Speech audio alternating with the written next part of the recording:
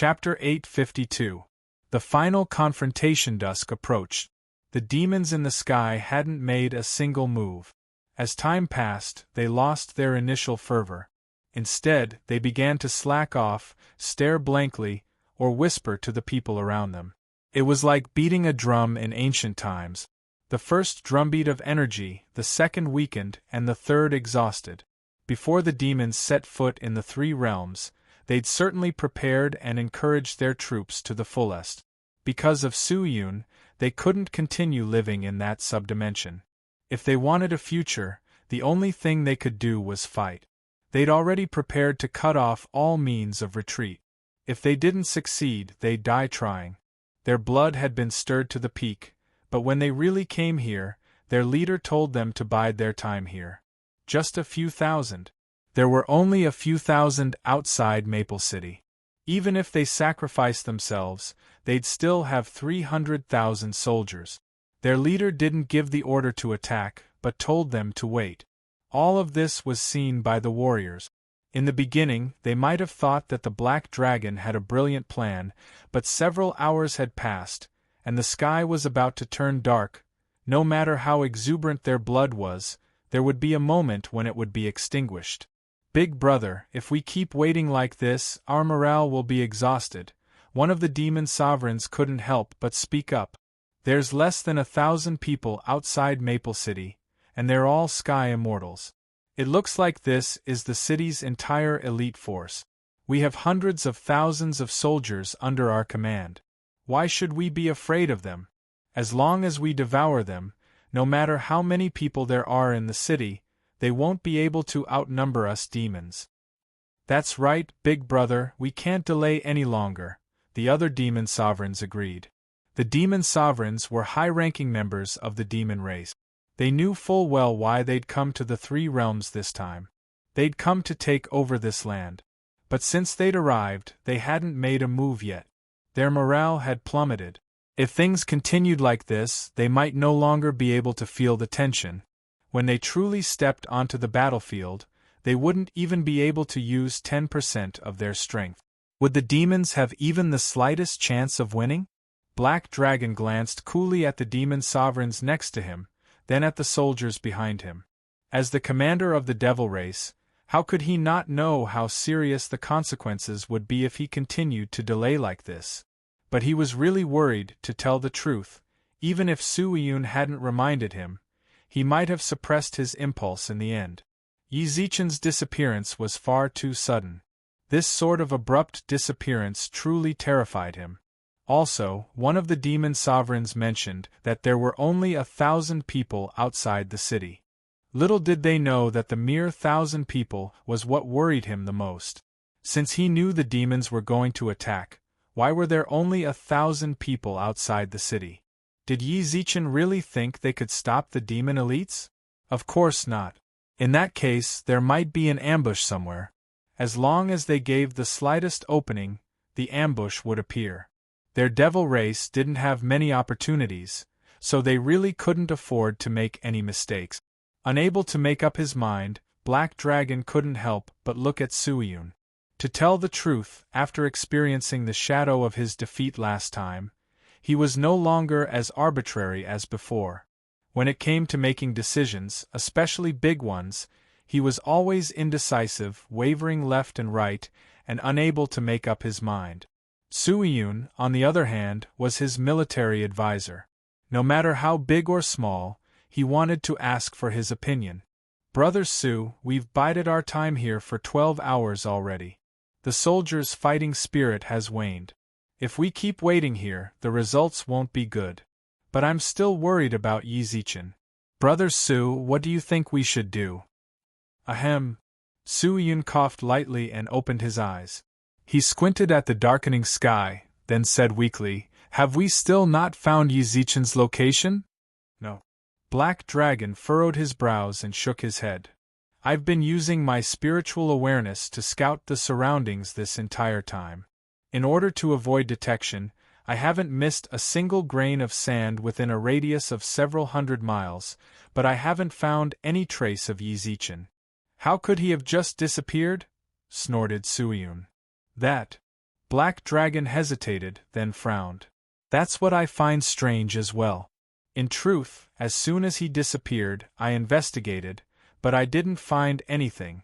I've been trying to figure out just where he went, but no matter how I think about it, I can only think of one thing. Go on, said Suiyun. Brother Su, do you think that's possible? After a moment's hesitation, Black Dragon bowed. On our way here, we received information that the various realms of the three realms will be participating in the struggle for the three realms. That's why we chose this time to plunder resources. That's right. Then why do you think Yi Zichen suddenly disappeared to participate in the struggle for the three realms? As soon as he finished speaking, Suiyun's expression inexplicably changed. However, he quickly composed himself and smiled calmly. Black Dragon, you're right. That's indeed possible, but... But what? But I don't really want that to be the case, said Suiyun tiredly. Suiyun said tiredly. If he really did participate in the struggle for hegemony at that time, and the two of us were frightened by his disappearance for a full 12 hours, what face would we have left if word of this got out? Brother Su, you're right. That's why I've kept quiet all this time. But we demon warriors really can't keep waiting like this. Brother Su, what do you think? Should we fight or not? Let's wait a little longer. As soon as Suiyun finished speaking, a scout hurriedly ran over. Reporting. 100 miles away, there's... Before the scout could finish speaking, Black Dragon leapt into the air, looked ahead like a tiger, and spread out his spiritual awareness. The other demons followed suit and spread out their spiritual awareness as well. Big brother, let's go, said the demon sovereigns in unison. Black Dragon frowned, then looked in the direction Yi Zichen had just disappeared. He gnashed his teeth and said, One of you go protect Brother Su. The rest of you, follow me and storm Maple City. Woo! A bugle horn sounded. When the slack demons heard it, their expressions trembled. They instantly raised their spirits and gripped their weapons, then heard. Attack! The demon warriors swarmed forward like a swarm of locusts. Luo Wei and the others, who'd been waiting outside the city, trembled. At that moment, a voice transmission appeared in his sea of consciousness. Instantly, a smile spread across his face. His gaze was unafraid of death as he roared, Attack! Chapter 853. The Inescapable Space. Hey, hey, hey, hey! Someone suddenly cried out in alarm in the pure white space. The immortals all looked up. Not long later, Yi Zichen appeared in the sky, waving his arms and legs like a falling comet. Bang! Yi Zichen slammed into the ground. Screw you! Yi Zichen lay sprawled on the ground. After a brief pause, he rose to his feet and cursed. When he'd finally vented his anger, he discovered that countless gazes were focused on him. He stealthily glanced around. Why are you all here? What are you doing? Did you come to a meeting? Yi Zichen arched his brows and looked around in surprise. Bro, what are you doing here? When he saw that it was Yi Zichen, Yang Jian rose from his chair, walked over, and gave Yi Zichen a bear hug. How am I supposed to know why I'm here? Yi Zichen was speechless, then glanced at Fuxi and the others. When they noticed Yi Zichen's gaze, they cupped their fists and greeted him. Emperor Yi. Emperor Yi something, Emperor Yi, you've grown up? I'm telling you, the demons have already reached Maple City. Hurry up and come with me to meet them, said Yi Zichen with a frown. The demon realm. The immortals were stunned. Yang Jian arched his brows. Didn't we just beat them into retreat? Why are they here again? They're using the struggle for the three realms as a pretext. Yi Zichen stopped mid-sentence. After a while, he looked at the surrounding immortals. This can't be. Yes, this is it, confirmed Fuxi. Fuxi confirmed his suspicions, then said, Emperor Yi, you just said that the demons attacked Maple City. What's the situation? Yi Zichen was a bit confused. He'd clearly turned off his phone just now. How had he still gotten here? But now wasn't the time to think about that. I don't know why they attacked, nor do I know what's going on. I just knew that the demons just happened to arrive when I got here. It seems they've mobilized their entire clan. The situation doesn't look good. Yi Zichen knit his brows deeply, then glanced at the surrounding experts. Everyone, the demon race is our common enemy. He's now in Maple City. Although this is the territory of the immortal region, I'm sure you all know that if the lips are gone, the teeth will be interdependent. I implore everyone here to lend a helping hand and follow me to face the enemy. How about it? That's unlikely, the North Pole Emperor said. Ziwei, that's not very nice of you. Yi Zichen raised his eyebrows. The Jade Emperor told me to help you control the Heavenly Court before he left. I helped you for half a month. Now you, Emperor Yi, that's absolutely not what I meant, said the North Pole Emperor, shaking his head. It's not that I don't want to help, it's that I really can't. The moment we stepped into this place, there was no way to get out. The messages here are also blocked from the outside world. Even if I wanted to send a message in the group, I wouldn't be able to. What do you mean? Brother Yi, it might be your first time here, so you don't know much. This space was very mysterious. It could only be entered in one direction, but not out. Only after it's over and the space disappears on its own can we return to our clans, explained the Flame Emperor. As one of the Immortal Region's higher-ups, he was naturally worried about the Immortal Region's situation. However, this space was just that strange.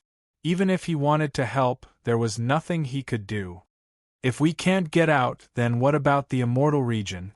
Yi Zichen knit his brows. Besides, I didn't enter of my own volition. I somehow got here, all right? Even now, he didn't know that he'd been forcibly transported here. When he first stepped into the sky, Yi Zichen had been prepared to fight the demons head-on. However, before he could finish speaking, the scene before him changed. What came into view was chaos, and there were even spatial cracks that made one's heart palpitate. He was terrified. For a moment, he thought it was some sort of trick from Black Dragon. He carefully avoided the spatial rifts, only to feel a sudden suction force tug at him.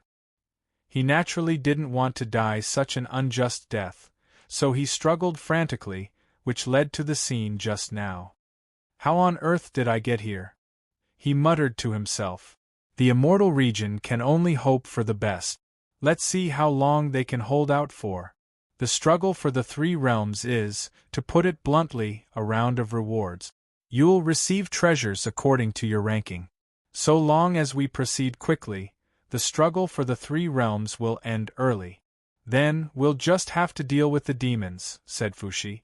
Although the surrounding immortals were a bit nervous at the news of the demons, they all knit their brows and nodded in agreement. I really have to give it to you. Let's hurry up and begin. With that, Yi Zichen sat down in the second-ranked seat. Based on the order in which they'd sat when he'd first arrived, he was most likely sitting in the leaderboard. The instant he sat down, the immortals simply smiled. Xidagarba's earlier words had already made them guess that it might be Yi Zichen, but Yang Jian. Bro, I can't believe the owner of this seat is you. What? Can't I? Yi Zichen arched his brows. Alright, enough talking. Hurry up and start. I don't have much time right now. Little friend Yi, this opening isn't up to us, said the Buddha with a chuckle. Then who's in charge? Yi Zichen's emotions were in turmoil. On his way here, he'd seen with his own eyes just how many demons had come. Given the scale of their numbers, he was truly worried that Luo Wei and the others would meet with misfortune. Right now, all he wanted was for the struggle for the three realms to end. Just wait. When the time is right, it'll naturally open.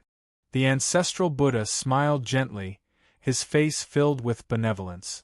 Yi Zichen frowned and glanced at him. At first, he wanted to say something, but then he remembered that the Buddhist domain existed outside of the three realms. There was no point in wasting words with him. Then let's wait. In the pure white space, when everyone fell silent, they discovered that there was something strange about this space. Everyone here inexplicably felt their hearts tighten, and a sense of calm comfort rose from the bottom of their hearts. Those who could appear here were all famous people from all walks of life. They were very busy in their daily lives.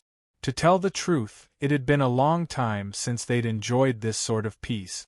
Gradually, some people closed their eyes and used their hearts to enjoy this purity, but, of all things, there were people who disturbed their peace. For example, our great god Yang. Chapter 854.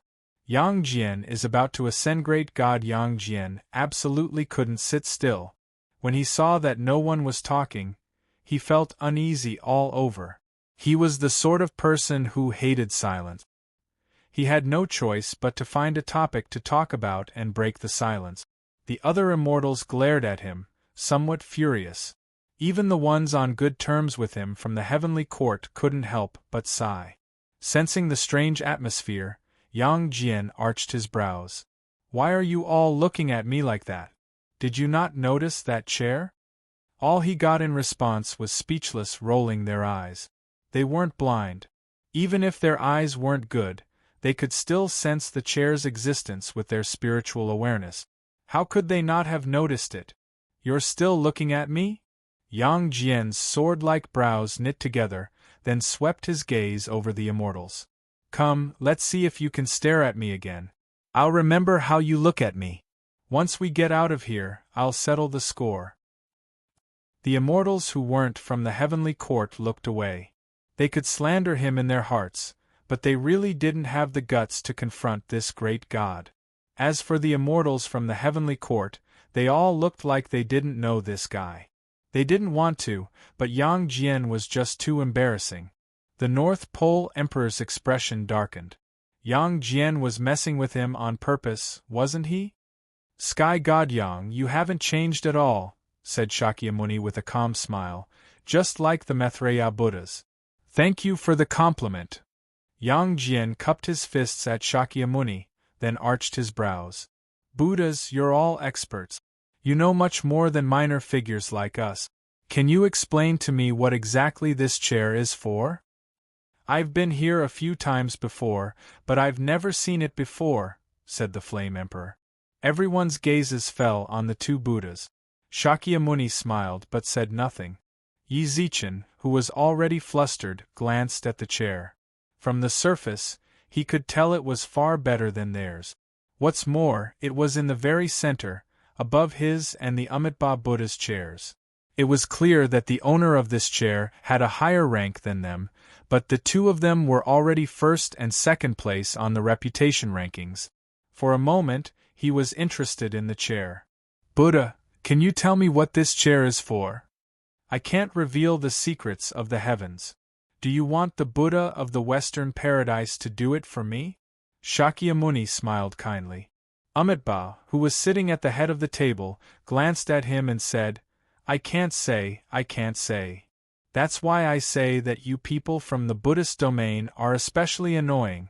Yang Jian, who was filled with curiosity, stood up from the chair and pointed at the two Buddhas without hesitation.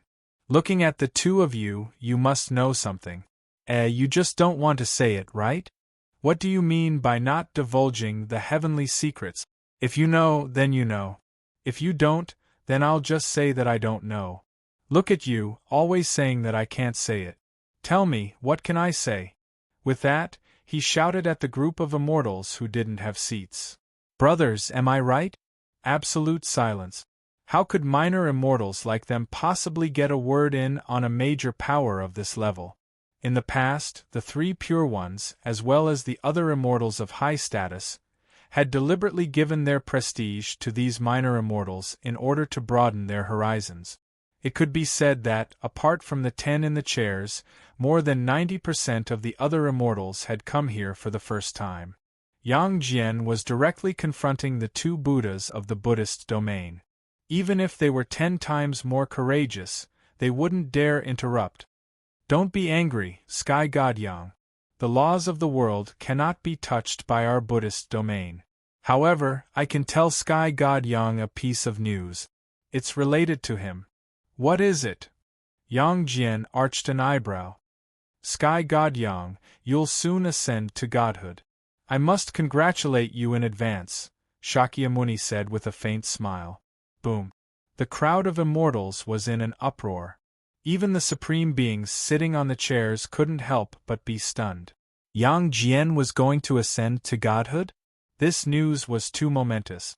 For a moment, no one said anything to congratulate him. They all stared at the two Buddhas in bewilderment. After a long while, "Congratulations, Sky God Yang." Fushi was the first to stand up and offer his congratulations. Ascension was something that only the people involved would know about. However, it was rumored that the Buddhist domain had the 3,000 scriptures of the Great Tao. It wasn't strange for them to know a thing or two about it. Furthermore, these words had come from the mouth of one of the Buddhas. They couldn't possibly be lying. He was a monk after all, so he didn't lie. "Congratulations, Sky God Yang. Congratulations, Sky God Yang. Congratulations, Sky God Yang." The crowd of immortals all offered their congratulations, but Yang Jian was completely befuddled by this momentous news. He could only stand there in a daze, listening to the congratulations coming from all around him. Ascend to godhood? Me? After a long while, Yang Jian finally recovered from his shock and pointed a finger at his nose. Then, his expression changed. "You say I'm ascending to godhood? Buddhas, when did you monks learn to joke? Do you know how strong I am? I'm only a peak sky immortal, not even an immortal king. You're telling me I'm about to ascend to godhood? Can you stop bullshitting here?" As soon as the words left his mouth, he realized he'd misspoken and apologized. I wasn't talking about you, so don't take it to heart. However, I know my own strength best of all. Ascending to godhood is impossible." "Monks don't lie," said Buddha Amitabha. The Amitabha Buddha laughed calmly. "Yang Jian, you really are going to ascend to godhood. During this conference you will ascend to godhood."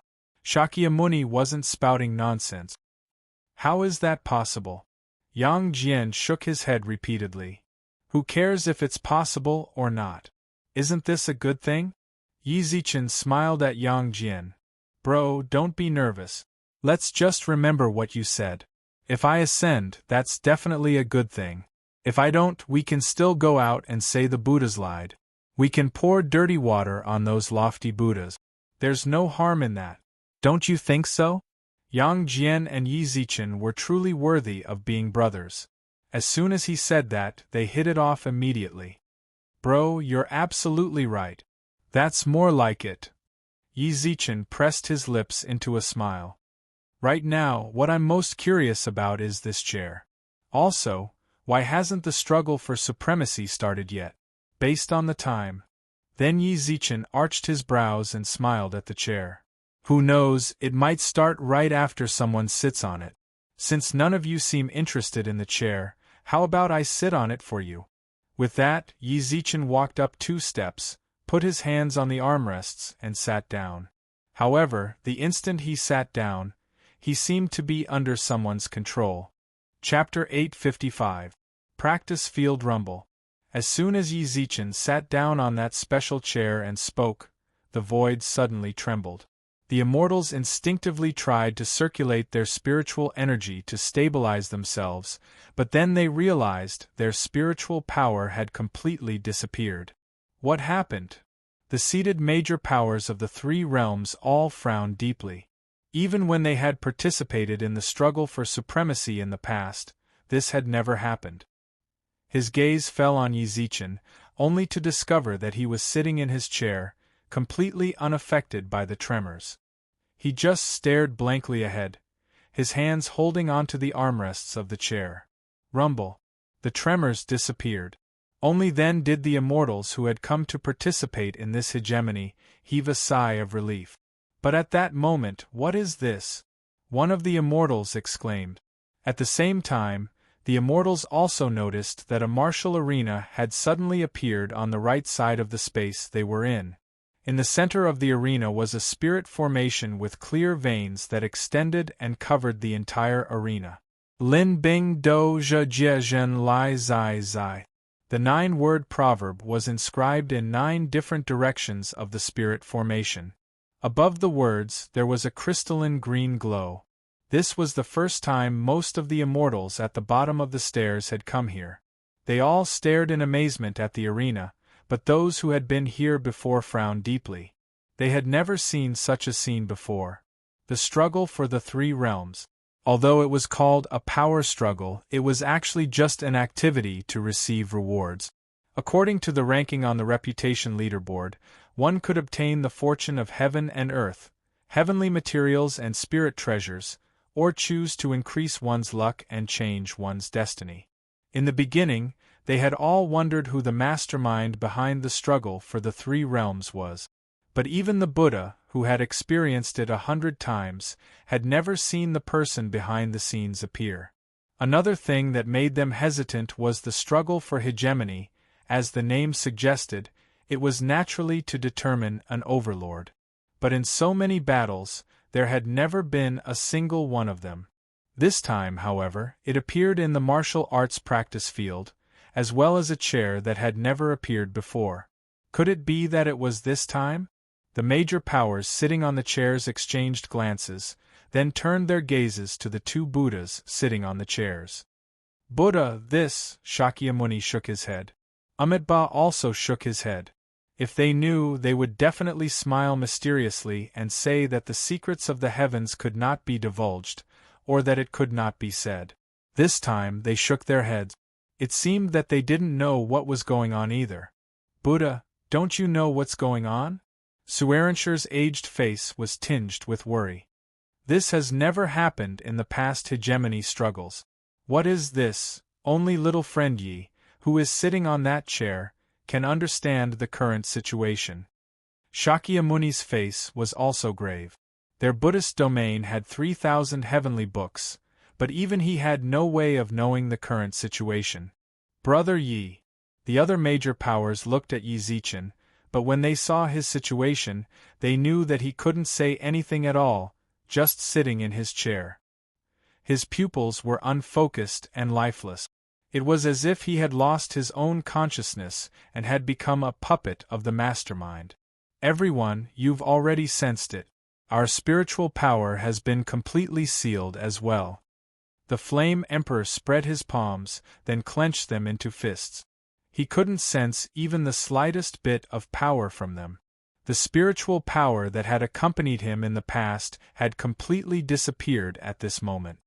He'd already gotten used to circulating spiritual power in his body, and was used to using it to resolve everything. Now that his spiritual power had suddenly disappeared, even though his body was strong and sturdy, he might not even be able to match up to an ordinary villager when it came to using power as a mortal. Humph! Just as everyone was lost in thought, Yang Jian's cold, disdainful snort reached their ears. Our spiritual power is gone? That's wonderful.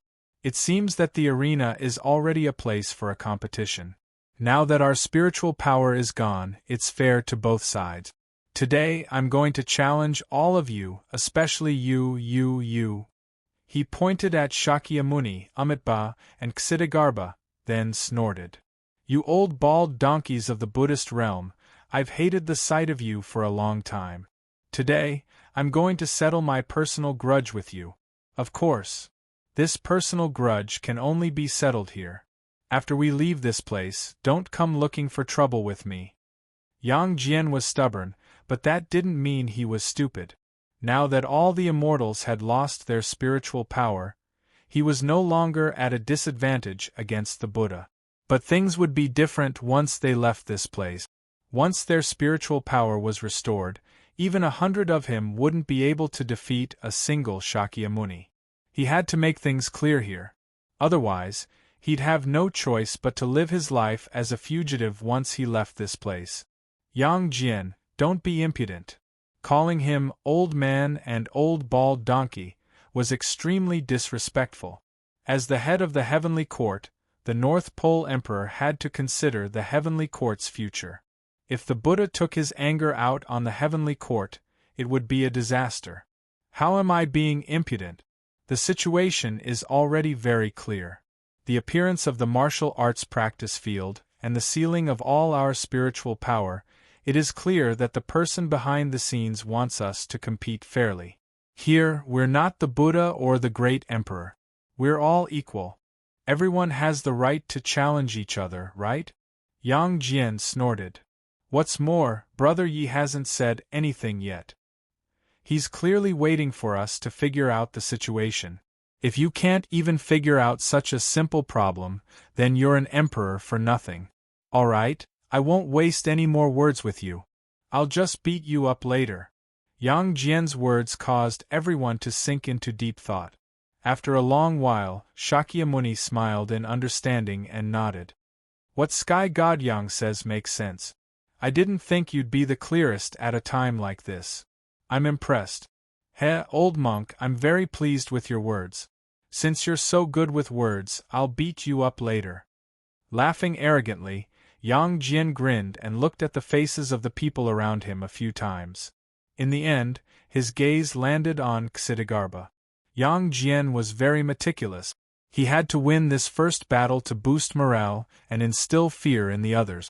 If he chose the immortals below, it would seem like he was a bully. If he chose the North Pole Emperor, he'd be one of them. Those from the immortal region didn't seem easy to deal with either. Only the Buddhist region. The Buddhist region was always high and mighty, giving off a profound feeling.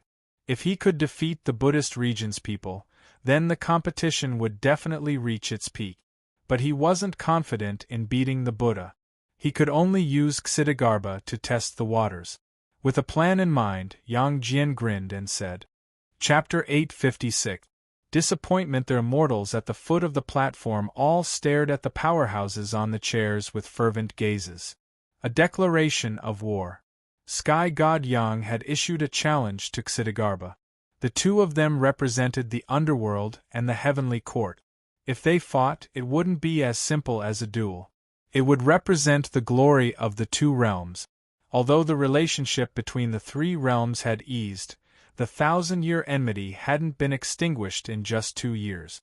The immortals began to cheer for the powerhouses on their side. As for the people of the immortal region, they were even more excited to fight. Clearly, they were just here to watch the show. Yang Jian narrowed his eyes and smiled wickedly. He leaned back in his chair confidently, listening to the cheers of the immortals below. With a condescending expression, he beckoned Ksitigarbha with his left hand. What do you think? How about we give this golden age a good opening? Don't say I'm bullying you. I'll let you bring your mount and fight. What do you think? Even if a divine beast loses its spiritual energy, its strength can't be compared to a mortal's. I'm a good friend, right? With that, Yang Jian spread his hands to stir up the atmosphere. The onlookers below the stage immediately began to shout under his command. How domineering! Good job, God Yang! Yang Jian seemed to enjoy this kind of cheering. He pursed his lips and raised an eyebrow at Ksitigarbha. I'll be waiting for you on the stage. Bang! Slapping the armrest of his chair, Yang Jian leaped high into the air. He'd practiced this move countless times in his mind. He'd put pressure on his opponent before the fight, then land perfectly and summon his lance. Perfect! Dreams were plentiful, but reality was harsh. This wasn't a joke. The opening of the script was just as he'd imagined. However, the moment he leaped, he suddenly felt as if his body weighed 5,000 kilograms. Boom! He'd only managed to jump 2 meters into the air, but then he crashed to the ground as if he'd been struck by a 1,000-kilogram spell. The immortals were in an uproar. The immortals of the underworld, in particular, roared with laughter. What God Yang? Didn't he still fall like a dead dog? You still want to challenge our Bodhisattva? Do you think our Bodhisattva will care about you? The audience booed, but the seated almighties all looked suspiciously at Yang Jian, who was lying on the ground, unable to move. In order to give him face, the almighties didn't say anything. They wanted to wait for him to stand up and say something so that they could laugh and give him a way out. However, he could not get up. Yang Jian, haven't you embarrassed yourself enough? Hurry up and get up, what a scandal you are. Emperor Ziwei couldn't help but send a voice transmission to Yang Jian. However, he soon received a pained reply from Yang Jian. Do you think I don't want to? I can't even move right now. The great sovereign frowned. After that, he got up and walked in front of Yang Jian, grabbing his arm and trying to pull him up. There was no movement. He frowned and tugged again, but it still didn't budge. Emperor Ziwei, celestial god Yang is. The other immortals on the chairs all noticed this and asked. Emperor Ziwei stood up and looked at Yang Jian with a frown. It's as if his body weighs 10,000 kilograms. He can't move. Before he finished speaking, Yang Jian coughed up a mouthful of heart's blood. That won't do. We're all mortals right now. Bearing 10,000 kilograms puts an enormous strain on our organs, said the Flame Emperor solemnly. Flame Emperor said with a solemn expression. At this moment, Yang Jian's mouth began to bleed. His nose and ears began to bleed as well. The immortals realized that the situation was far from good. The booing stopped as well. The experts on the platform knit their brows, then looked at Yi Zichen. Now that he'd sealed away all his spiritual energy, he was the only one they could think of to attack Yang Jian. Your Excellency, please help me. Emperor Ziwei was the first to bow and plead on Yang Jian's behalf. He was the first seat of the heavenly court, and Yang Jian was the heavenly court's war god. He didn't want to see anything happen to him. Yang Jian is a bit unruly, but he's not a bad person. If he has offended you in any way, please forgive him. Your Excellency, please help me. The other immortals spoke up as well. Even the Buddhist domain, who'd been provoked by Yang Jian, spoke up on his behalf. At the same time, within Yi Zichen's sea of consciousness, did you do something to Yang Jian? He's my sworn brother. If anything happens to him, do you believe me when I say? Yi Zichen's spiritual body was tied to a spiritual pillar. He glared at the black-robed man in front of the pillar and threatened him. Believe me when I say what? The black-robed man's tone was playful. He pointed, and a chair appeared behind him. This chair's patterns and structure were exactly the same as the one Yi Zichen sat on outside. After he sat down, he crossed his legs. Through the slit in his hat, Yi Zichen could almost see him smile. Yi Zichen was somewhat infuriated by the other party's lack of fear. Indeed, what could he do now? The black-robed man had stripped him of his consciousness and bound his spiritual body. But Yang Jian was his sworn brother. How could he just stand by and watch? Yi Zichen took a deep breath, then smiled indifferently. Since you appeared in my sea of consciousness, you should be a spiritual body too, right? I don't know if your spiritual body will disappear along with my sea of consciousness if I explode it. You dare! What do you think? With that, Yi Zichen's spiritual body began to swell violently. When he saw this, the black-robed man arched his brows. He waved his right hand and suppressed Yi Zichen, who was just about to self-destruct. I guess I'm scared of you. The black-robed man shook his head helplessly, then snapped his fingers. The ropes binding Yi Zichen disappeared. I was just joking with you. Why do you have to be so serious? Joking? Yi Zichen snorted. I don't think it's particularly funny. You'd best hurry up and let Yang Jian go. Otherwise, I won't give you a second chance. As he spoke, Yi Zichen activated his spiritual power. If he wanted to, his sea of consciousness would disappear in an instant, and he and the black-robed man standing in his sea of consciousness would disappear along with his sea of consciousness. This was just a threat, but this threat caused the black-robed man to smile disdainfully and disdainfully. You're the son of destiny who illuminated the North Star. How could you self-destruct just because you said so? Do you think your life is cheap? Do you know how many people are implicated by the appearance of the North Star? You can self-destruct if you want to, but have you thought about your fated star? Have you thought about the auxiliary stars supporting you? The black-robed man let out a long sigh, then sighed in disappointment. Chapter 857. Listen to me. He felt a little lonely and disappointed. For some reason, this sigh caused Yi Zichen's heart to palpitate. He frowned at the black-robed man, then peered through his sea of consciousness at Yang Jian. "These are all my problems, they have nothing to do with you." "No problem?" The black-robed man straightened his back. It was obvious that he was rather agitated at this moment. The hat completely covered his face. He could vaguely feel that his eyes were staring at him through a slit. "What?" Yi Zichen didn't deny it. "What?"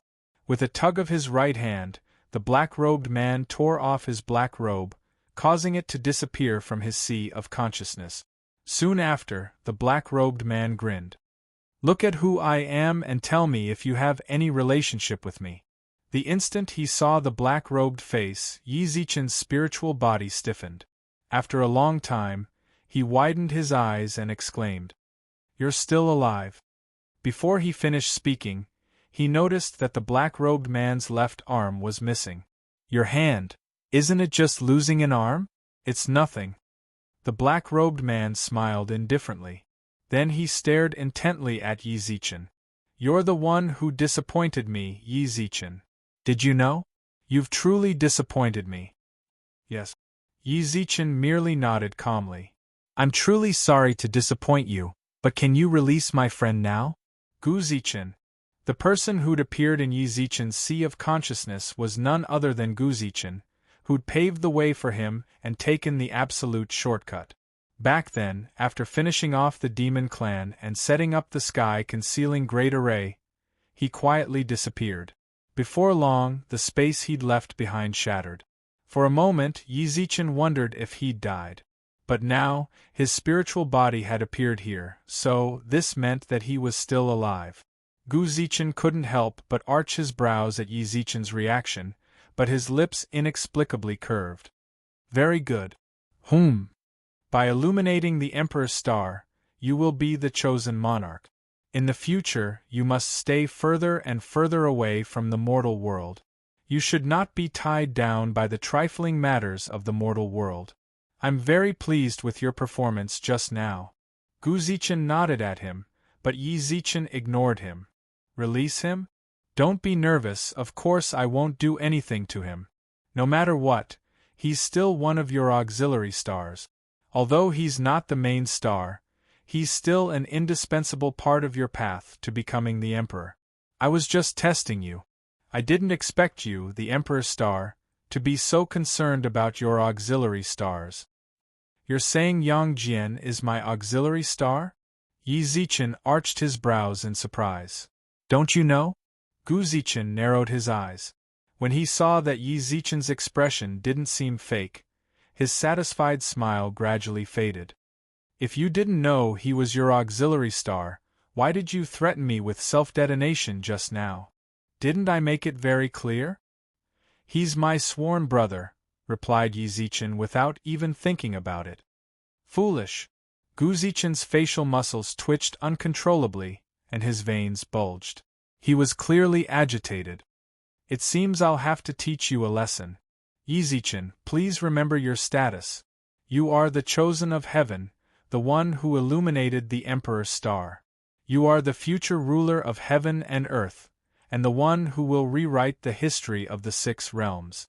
Your life is more precious than anyone else's. Anyone can die for you. They deserve to die for you, but you must live. Only if you're alive can you ascend to the throne and change everything. Do you understand?" "Oh," Yi Zichen nodded, then raised his eyebrows. "Why?" "Because you are the chosen one. I roughly understand. Just because I'm the one chosen by the heavens, anyone's life is worthless compared to mine. All I have to do is hide behind someone else's back and wait obediently for my ascension to the throne, right?" "Yes." "That's really stupid." Yi Zichen sneered disdainfully. "I don't think my life is more precious than anyone else's. All living things are equal. Haven't you heard of that? Haven't you? When the Emperor breaks the law, he's the same as the commoners. Have you ever heard of that? The Emperor is still a prince. He also obeys the will of the heavens. Why should my life be more precious than anyone else's?" Don't you think that's ridiculous? You're the Emperor's star. So what if I illuminated the Emperor's star? Bro, I'm very grateful for your appearance. You've made my life so rich.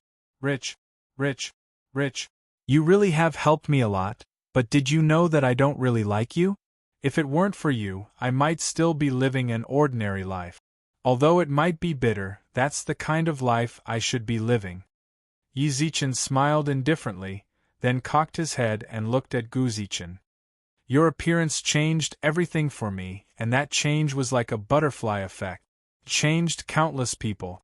Do you know how I felt when Su Yen, Yumei, and the others cried in my arms and said they wanted to go back? I hated myself for dragging them into this. All I could do was do everything in my power to take them back. Do you understand? The Emperor's star? That's nothing. I'm telling you, I don't care about the Emperor's star at all. All I think about, all I sleep at night, is the modern realm, eating at street stalls, shopping malls, and watching TV with them. You still want to tell me how precious the Emperor's star is? Let me tell you. My life is cheap. I don't think I'm precious at all. The way I see it, everyone else's life is about the same as mine. What I want you to do now is to release Yang Jian. That's all. Do you understand? Boom. Yizichin's words were sharp. The instant he spoke, he released the aura of an emperor. He glared menacingly at Guzichin. Right, there's something else I want to talk to you about. I know you came from a parallel world, and your world might have suffered inhuman devastation. I might be the only way to save you, yet you forcefully placed all your hopes on me. To tell the truth, you're a rather selfish person. Chapter 858. Paranoia. Yizichin didn't know how long he'd been suppressing these words. Taking this opportunity to say them, he instantly felt as if a boulder had been weighing down on his heart. He was the reincarnation of the Yellow Emperor. He was the Emperor's star's manifestation. He was the Son of Heaven. But none of this could compare to living in the modern realm. Joking around with his roommates, waiting for graduation to find a job and become a clerk. Perhaps this life couldn't compare to the blissful life he'd had in the Divine Red Packet Group, but this was the life an ordinary person should lead. Even if he didn't accomplish anything for the rest of his life.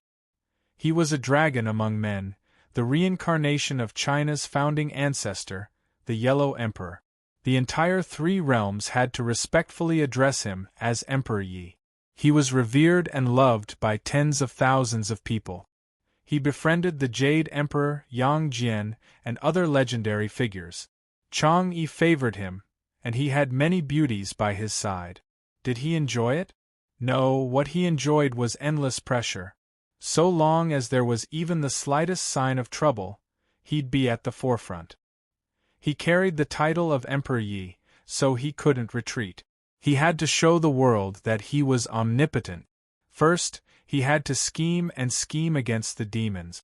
Then, he had to go back to comfort his beauties and find a way to return to the modern realm. But all of this was built on him, who was only in his 20s. He really felt very tired, and the pressure that followed was really going to drive him crazy.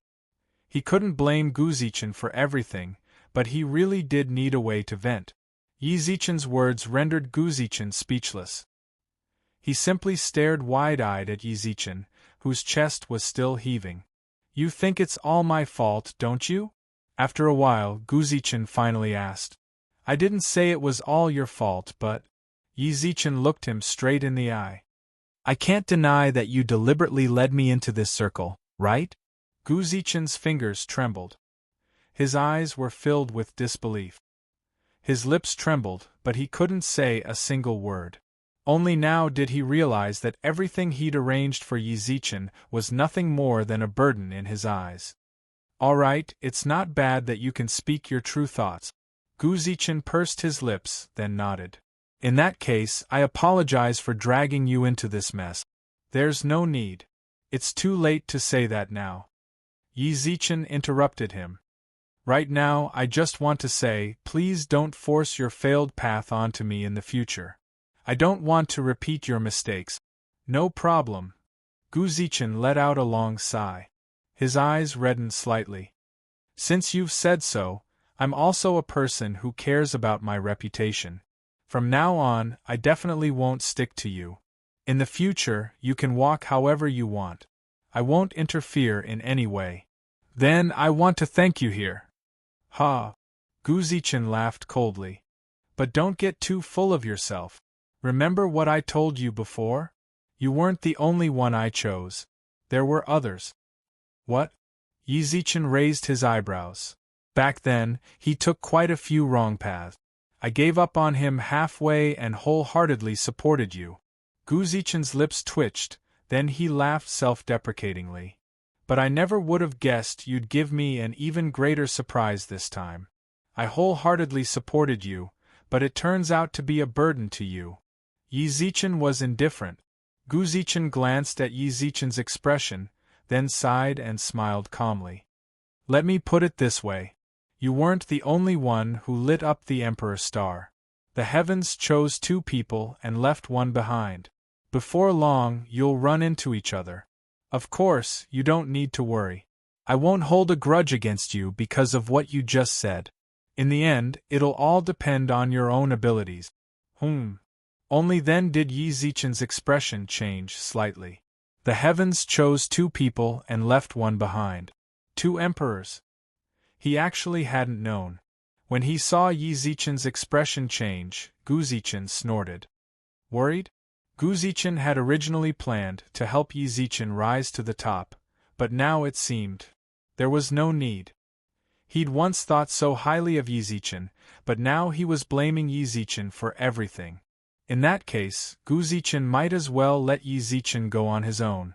Gu Zichen wanted to see just how far Yi Zichen could go without his help. A path of failure. He'd even slandered Yi Zichen's path as a path of failure. Little did he know, Gu Zichen hadn't even noticed that he was starting to get paranoid. He believed everything he did was right. Yi Zichen's words were simply unfair to him, but he didn't reflect on them at all. The way he saw it, he'd been through it all before. Every decision he made was correct. If Yi Zichen refused his help, he'd be seeking his own death. That was all. Gu Zichen looked at Yi Zichen mockingly. He'd thought Yi Zichen would go along with his words and soften his stance. To his surprise, Yi Zichen merely frowned slightly, then calmed his expression. Can you let Yang Jian go now? He ignored him. Yi Zichen completely ignored him. Gu Zichen stared intently at Yi Zichen. He felt an urge to crush this uncontrollable chess piece to death. However, he couldn't help but recall scenes that he couldn't let go of. This was his only chance. For the sake of this slim possibility, he had to endure. Gu Zichen suppressed the impulse in his heart, then glanced at Yi Zichen once more, then looked away and returned to his chair. No. With that, he recalled that Yi Zichen might be referring to Yunyun. At this moment, he was not in the mood to argue with the other party. I'm gifting him good fortune. Just watch patiently. I've already said that he's the Emperor's star's auxiliary star. Anything that's harmful to him is harmful to the Emperor's star. I won't do such a thing. Yi Zichen, who was sitting on the chair, did not do anything, while Yang Jian's situation became more and more dangerous. Under that kind of extreme gravity, his 5 viscera and 6 bowels were bearing a huge burden. Lying on the ground, blood continued to flow out of his mouth, and traces of blood began to appear at the corner of his eyes. Your Excellency, please have mercy. In his anxiety, the North Pole Emperor knelt down on one knee, and all the immortals of the heavenly court followed suit. North Pole, what are you doing? Shouted Yang Jian hoarsely as he endured extreme pain. The North Pole Emperor was the head of the heavenly court. His knees represented all of the heavenly court's dignity. It was true that he often made fun of the new celestial emperor, but that was just for fun. Hurry up and get up. The North Pole Emperor acted as if he hadn't heard. He lowered his posture to the lowest level possible and pleaded. However, there was still no response. When he saw this, Yang Jian's eyes turned bloodshot. All he wanted to do now was Chapter 859. Chapter 859. Starry Sea, young man, can you hear my call? A voice suddenly called out to him from the depths of his sea of consciousness. Yang Jian lay on the ground, unwilling to give up, and his heart trembled. Who's talking? Can you hear my call? That's wonderful. The almost inaudible call in his sea of consciousness appeared again. However, this time, it was much closer than it was at the beginning. Who are you? From this call, Yang Jian could feel the excitement in her tone. Hurry up and tell me your name. Don't cause trouble in Grandpa Yang Jian's sea of consciousness. Your Grandpa Yang is the #1 war god of the heavenly court. If I catch you, I'll teach you a lesson. Yang Jian was so focused on the source of the call that he didn't notice it. He could no longer feel the weight of the gravity on his body. Young man. You're talking to us, Yang Jian interrupted him, flustered and exasperated. Who's a young man? I've been famous for thousands of years. What are you talking to me about? Young man, stop causing trouble in my sea of consciousness. Hurry up and scram. A long while passed, but nothing else called out to him. What followed was the heart-wrenching pain caused by the weight on his body. Idiot! Gu Zichen, who was sitting in Yi Zichen's sea of consciousness, couldn't help but curse. What's wrong? Yi Zichen noticed that the pain on Yang Jian's face had disappeared, but before long it suddenly reappeared. He was especially concerned about Yang Jian's situation. Just now he was just about to succeed, but he forcefully pushed that opportunity away, scolded Gu Zichen in exasperation. Gu Zichen scolded him in exasperation, then arched his brows. Do I need to answer your questions? Don't throw a tantrum like a child. Yi Zichen rolled his eyes. You said Yang Jian pushed that opportunity away? Is that his chance to become a god? Throwing a tantrum? When Gu Zichen heard that, his expression shifted dramatically. He repeatedly warned himself to control his temper. After a long while, he calmed himself and said, That's right. This is the only way for him to become a god. Then, does he still have a chance? If he doesn't, he should quickly remove the gravitational force. Gu Zichen glanced at him and said, There's no need for you to tell me that. As for whether or not he still has a chance, that'll depend on his luck. Bang! Lying on the ground, Yang Jian's body exploded into a mist of blood. This was caused by his capillaries bursting as he could not withstand the pressure. The immortals present all looked anxious. Rupturing blood vessels was nothing to them. But this was based on the fact that they had immortal power. Now that their celestial powers were sealed, they were no different from ordinary people. Thus, the damage caused to him could be said to be fatal. Who has a healing pill? The Flame Emperor roared, and the immortals began searching their bodies. Nothing at all. They were used to putting everything in their spatial tools, and when they needed it, they could just open it and take it from it. Who would especially carry pills on them? The immortals were as anxious as ants on a hot pan, but Yang Jian, who was enduring all this, gradually felt his vision blur and his consciousness fade. On the brink of death, Yang Jian clung to any hope of survival. Suddenly, he thought of the person who'd called out to him. When he'd yelled at the person in his sea of consciousness to disappear, the instant the pain returned, he knew. He'd missed a golden opportunity. Once upon a time, a chance had been right in front of him, but he hadn't cherished it. Now that he'd lost it, it was too late for regrets. If he could do it all over again, he absolutely wouldn't. Give it up. If only he could do it all over again. Young man. Just as he was about to lose consciousness, an almost inaudible call rang out in his sea of consciousness. Yang Jian didn't hesitate at all. He focused on preserving his consciousness and shouted, Senior, save me. Then, come in. Then, come in. Buzz. Just as the immortals were about to lose their calm, the pure white space shook violently once more. The immortals on the steps instinctively shielded Yang Jian, but before they could even get close, they felt a force pushing them away mercilessly. A six-pointed star diagram appeared on Yang Jian's back. It was blue and dazzling. Whoosh! The star atlas on its back emitted a clattering sound as if there were gears turning. Soon after, the six rhombus star diagram split into two and rapidly rotated in opposite and clockwise directions, until there was a loud explosion. Blinding light radiated from the star diagram. The immortals covered up its light, not daring to fight it. The moment the star diagram appeared, the two merged back into one and returned to Yang Jian's body.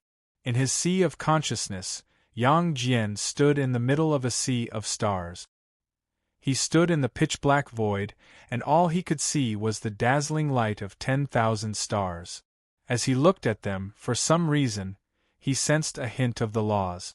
For a moment, he was intoxicated by the sea of stars, staring at the stars around him in a daze. Young man. Just as he was immersed in the mysteries of the river of stars, a voice called out to him. This call was the same as the one that had appeared in his sea of consciousness. Not daring to tarry, he opened his eyes and searched. The river of stars was still the river of stars, and the void was still the void. He didn't see this senior in front of him. Senior. Yang Jian bowed respectfully. If outsiders saw this, their eyes would have popped out of their sockets.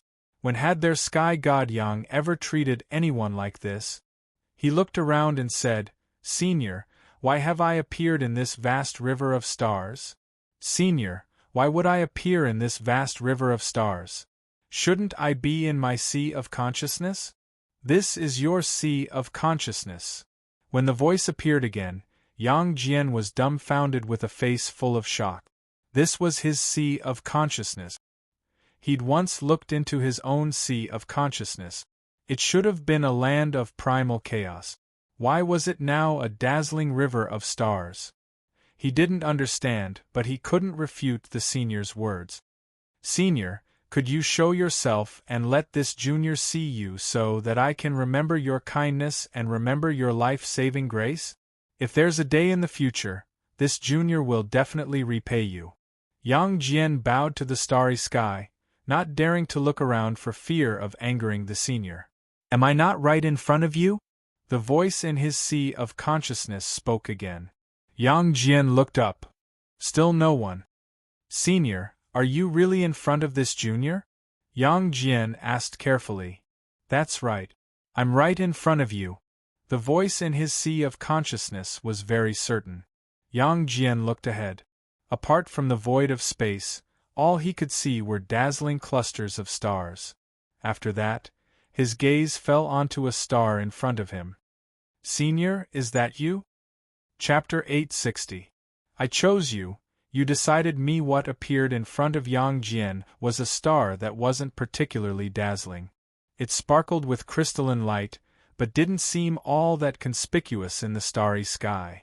Its existence seemed dispensable, but without it, it felt like something was missing from the starry sky. In short, this star gave him the feeling that it was very ordinary. If the star hadn't explicitly said it was right in front of him, Yang Jian probably wouldn't have noticed it at all. He glanced at the star that glowed faintly with purple light. It was obvious that it was the leader of the stars, and all the other stars had to give way to it. Its light was always the most dazzling. Are you disappointed? A murmur sounded in his sea of consciousness, as if the star was very lonely. Yang Jian, who'd been muttering to himself, hurriedly gathered his thoughts and shook his head at the star.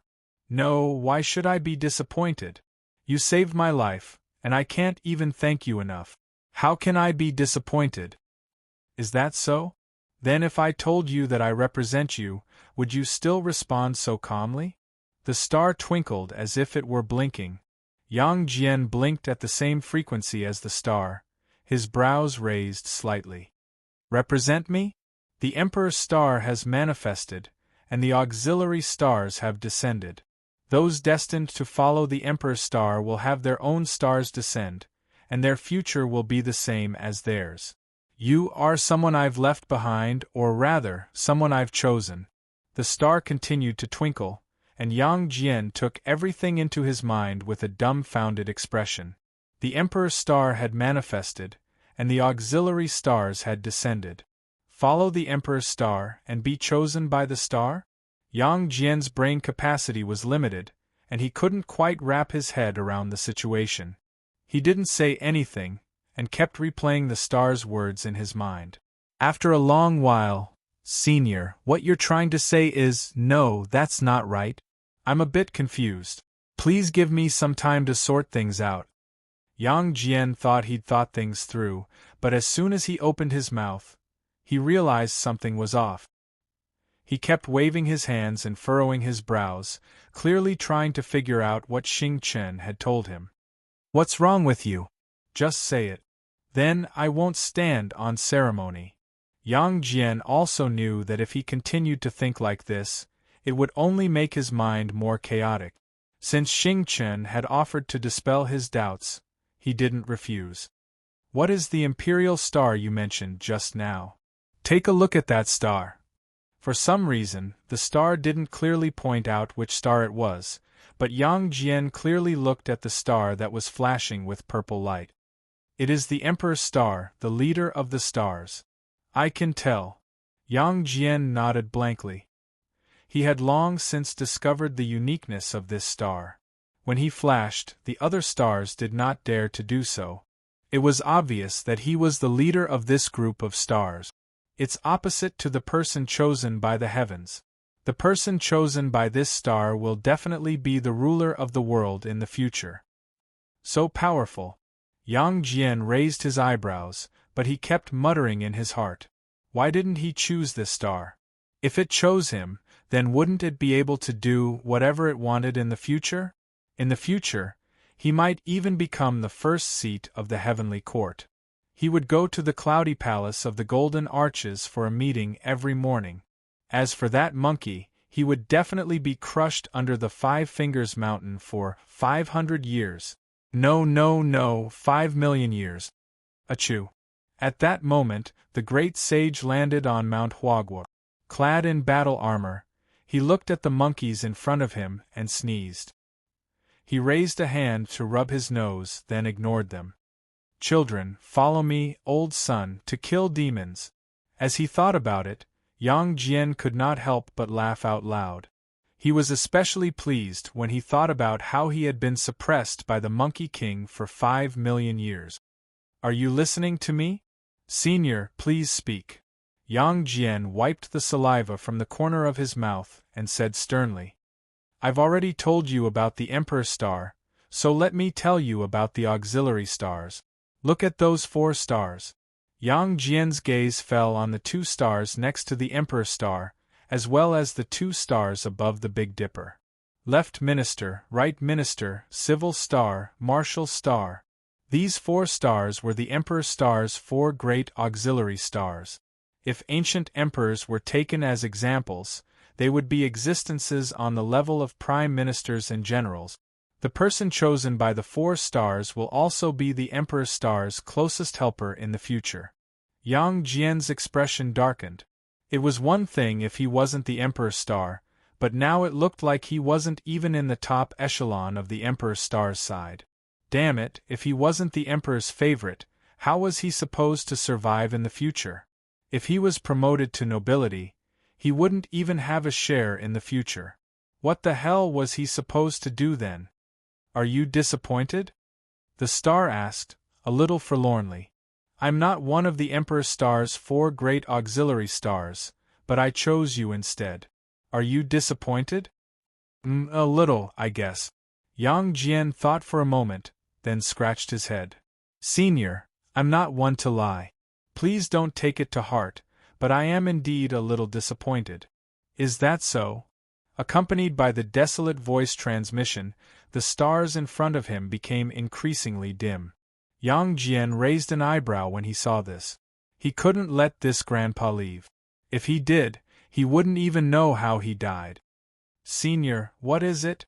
"I said I was a little disappointed, but I definitely didn't mean. How should I put it? I don't know how to put it, but I truly don't despise you, Senior." Yang Jian's expression was urgent, but the star only grew brighter and brighter under his gaze. Is that so? Senior, you really have a childish temper. Yang Jian laughed thoughtlessly when he saw the star light up. As soon as I said I despise you, you pretended to lose all your light. And as soon as I said I didn't despise you, look at how bright you are. You're almost as bright as the Emperor's star.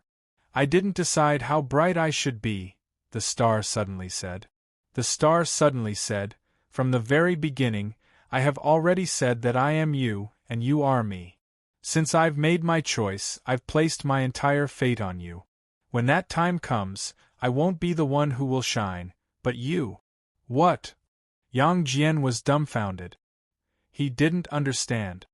Everything I am comes from your faith in me. If you accept me, and have faith in me, then I'll shine.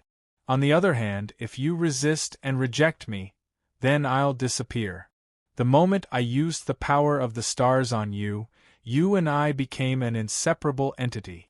Indeed, I chose you, and you chose me. Yang Jian muttered to himself.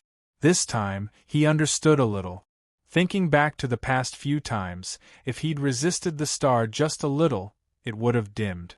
But just now, he'd been so eager to prevent it from disappearing that it had become unusually bright. Right now, they were truly one. Chapter 861. Living in the darkness in the vast Milky Way, all the stars were competing to display their starlight. Among the countless stars, the one in front of Yang Jian was the most inconspicuous one. It was obscured by the stars around it, as if it was struggling to survive in the Milky Way. For a long time, Yang Jian didn't say anything. He clearly needed to make a choice, and this choice might affect the rest of his life. Logically speaking, this star didn't really match his personality. At least, that's what it looked like right now. It was very small and was the most ordinary of all the stars. But Yang Jian was definitely a prickly person. No matter where he went, he would always be the most eye-catching. In Yang Jian's eyes, this kind of combination wasn't perfect. But there was a very important problem in front of him. If he didn't accept, the star might disappear again.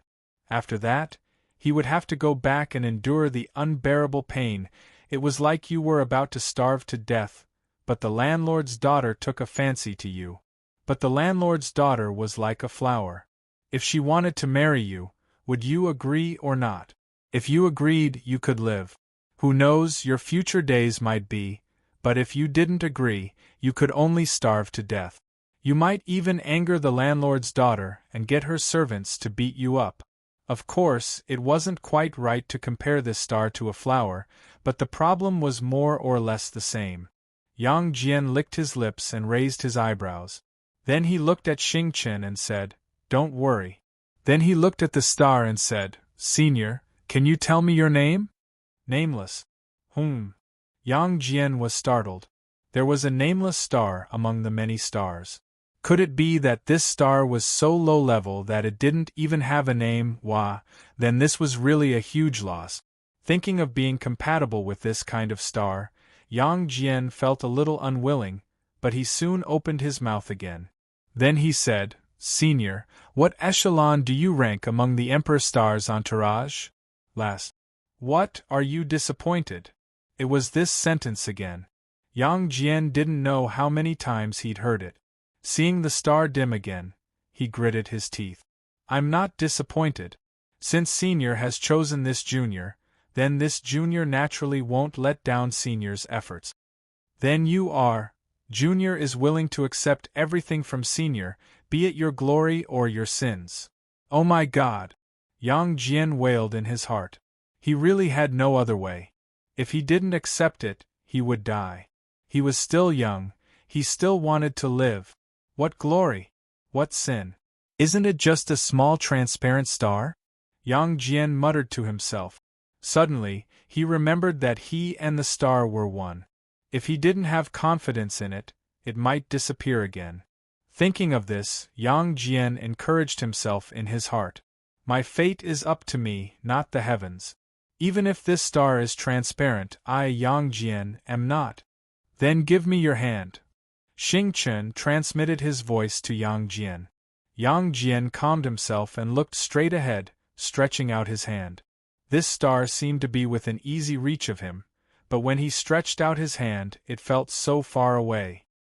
He was still conflicted, but for some reason, when he stretched out his hand, a strange emotion rose in his heart. A connection was established between him and the star. But at that moment, the dim star suddenly shone brightly, and the surrounding stars didn't dare to compete with it. Only the North Star was still able to release its light. Seeing this scene, Yang Jian was stunned. He stared blankly at everything. His eyes were imprinted with the dazzling star at this moment.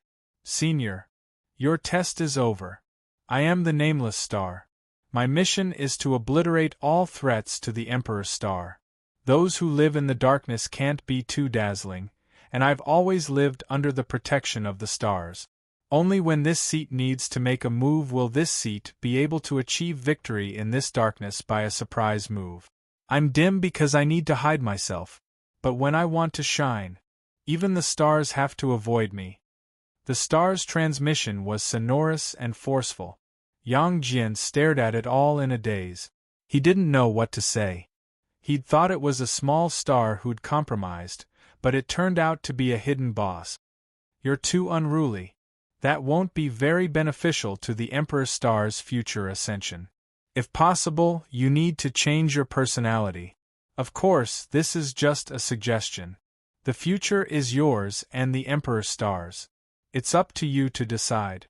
All I can do now is hand everything over to you. Go, young man, the future is yours. In the pure white space, the immortals looked nervously at Yang Jian, who lay motionless on the ground. That dazzling light just now had left a question mark in their hearts. Boom. At that moment, Yang Jian, who'd been motionless for a long time, suddenly unleashed a violent current of air. Without spiritual energy to protect themselves, the powerful experts were sent flying by the current and crashed ungracefully to the ground. The six-rhombus star on his back appeared once more. It carried Yang Jian to the training field next to the space, laid him flat on the ground, then separated from his body and flew a full 10 meters into the air before coming to a stop. Bzzz. A ray of azure light fell from the star, and the spirit array on the martial arts practice field suddenly lit up. Confrontation, soldier, do, je, jia, zhen, lai, zai, zai, zong. The 9 words proverb flashed, one after the other. When the last word flashed, the 9 words glowed brightly, and the light intertwined with the star in the sky. After that, the star began to shrink. When it was only the size of half a palm, it left the light of the 9 words proverb and slowly flew to the center of Yang Jian's brows. It descended, vanished. Boom. Another wave of air swept past, and Yang Jian, who was lying on the ground, howled in pain. The immortals in the space didn't know how much time had passed. There was no sun or moon here. They only knew that after a long time, the pain on Yang Jian's face disappeared. Abruptly, he opened his eyes. If one looked closely, they would notice that stars flashed in his eyes for a moment. Senior, I will remember your glory. Yang Jian bowed deeply towards the east. At this moment, he was a little different from before. He was calm and reserved. In fact, as he struggled in pain, he was accepting the memories the star had left him. Glory. It truly had too much glory, but living in the darkness, it didn't have the fortune to enjoy it. All it enjoyed was endless sin. All sin surrounded its body. Yang Jian's howls just now were the result of his sin's pain. Even so, Yang Jian didn't waver in the slightest, because its glory could not be erased. He bowed deeply to express his respect for the star, then waved his right hand. His lance appeared in his hand. He gazed intently at Yi Zichen, then leaped up. Chapter 862. Killer within Yi Zichen's Sea of Consciousness. Does this count as a success? Yi Zichen glanced at Gu Zichen, then pointed at Yang Jian, whose back was glowing with starlight. Not really, Gu Zichen said coldly. He's lucky to be able to attract stars a second time. However, when people are on the verge of death, they tend to regret their past regret. It's very likely that he guessed that it was an opportunity for him, but he didn't take it, so he was very distressed. But I didn't expect this star to be so stubborn and give him another chance. That's great. When he heard that, Yi Zichen took a deep breath. When he saw Yang Jian explode into a bloody mist, his heart leapt to his throat. Fortunately, this star appeared at the most crucial moment. Gu Zichen snorted disdainfully at Yi Zichen. Don't think too highly of everything. Some stars need to be tested before they can be inherited. Yang Jian's star is one such example. Gu Zichen didn't know why he was saying such discouraging things. Perhaps it was because Yi Zichen had lectured him earlier, and he was still upset. Stars still need to be tested? Yi Zichen ignored his deliberate actions. Instead, his heart was filled with confusion. Fatty Yin, Luer, and the others had also inherited the stars. Su Yen and the others also had fated stars, but none of them had ever taken the test of the stars. Gu Zichen glanced at him and knew he was confused. Even though she was unhappy with him, she still explained it to him carefully. Do you think it's over after the Emperor Star's auxiliary stars descend? The Emperor Star's 4 great auxiliary stars don't need to be tested. That's because they have extreme confidence in their own choices. They know very well that this is the person they want to descend to. The person whose fated star blocked the tribulation for the Emperor Star didn't need to choose. Since the other auxiliary stars were not important, they would follow the Emperor Star's landing point and determine who it was. However, there is one type of auxiliary star that is very special. It requires a choice. Yi Zichen listened attentively without interrupting. This was new to him, and as the Emperor's star, he needed to understand this. It was just that he couldn't take notes in his sea of consciousness. Otherwise, he might have made some important point. This type of auxiliary star is still responsible for assisting the Emperor Star in ascending, but they won't always be by the Emperor Star's side. They will only appear when the Emperor Star needs them. Most of them were hidden in the galaxy, living under the protection of the stars. They were very inconspicuous, but they all contained extraordinary power. Due to their uniqueness, they also need to choose a suitable successor. This is Yang Jian's star. Yi Zichen arched his brows. That's right. Gu Zichen nodded. Then do you know what his star is? Asked Yi Zichen. Gu Zichen paused for a moment, then his gaze filled with nostalgia. If the trajectory is correct, his falling star should be Nameless Killing Star. Star of Death. Yi Zichen could sense Gu Zichen's sharpness from his name alone. Although he was happy for Yang Jian, he could vaguely sense that Gu Zichen's emotions were deep. What's wrong? It's nothing. Gu Zichen smiled calmly and wiped the corners of his eyes. This kind of shoddy acting was far too exaggerated. Only a blind person would miss the redness in his eyes. Going back to what I just said, the Star of Death is the strongest of the Emperor Star's auxiliary stars. Even the Emperor Star's 4 great auxiliary stars can't compare. With that, he pressed his lips into a smile. You must be wondering why the Star of Death isn't the Emperor Star's 5th auxiliary star despite being so strong, right? In truth, the God Realm has quite a few stories about the Star of Death.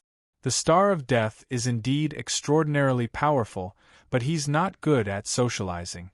He enjoys the darkness and is used to living in it.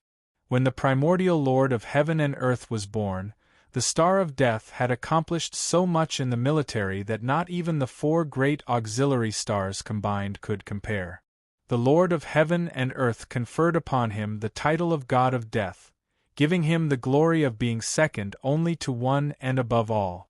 However, he didn't show up for his coronation. When the Lord of Heaven and Earth ascended to the throne, he caused far too much killing. The 4 seas, 6 paths, and 8 wastelands refused to accept this, so the God of Death sent a transmission to the Lord of Heaven and Earth, telling him to push all the killing onto him. For the sake of all living beings, the Lord of Heaven and Earth endured the pain of doing so. The god of death also bore the spittle of all living beings on his back, and bore the weight of endless killing. After witnessing the Lord of heaven and earth ascend to the throne, he disappeared. Only when heaven and earth's life came to an end and transformed into the violet micro did he appear, transforming into the star of death and hiding among the countless stars. However, he transformed into a star and protected the violet micro. In ancient texts, he was hailed as the most loyal god since time immemorial. This information. It was simply too shocking for Yizichen, especially when he heard Guzichen describe the Star of Death's life. His heart ached. He'd won countless glories, but in the end he'd fallen into desolation. He'd shouldered endless curses, but all for the sake of preserving the world's peace. What shocked Yizichen the most was that even after heaven and earth's life came to an end and transformed into the violet micro, the god of death scattered his fate and transformed into the star of death, but he still protected the emperor's star.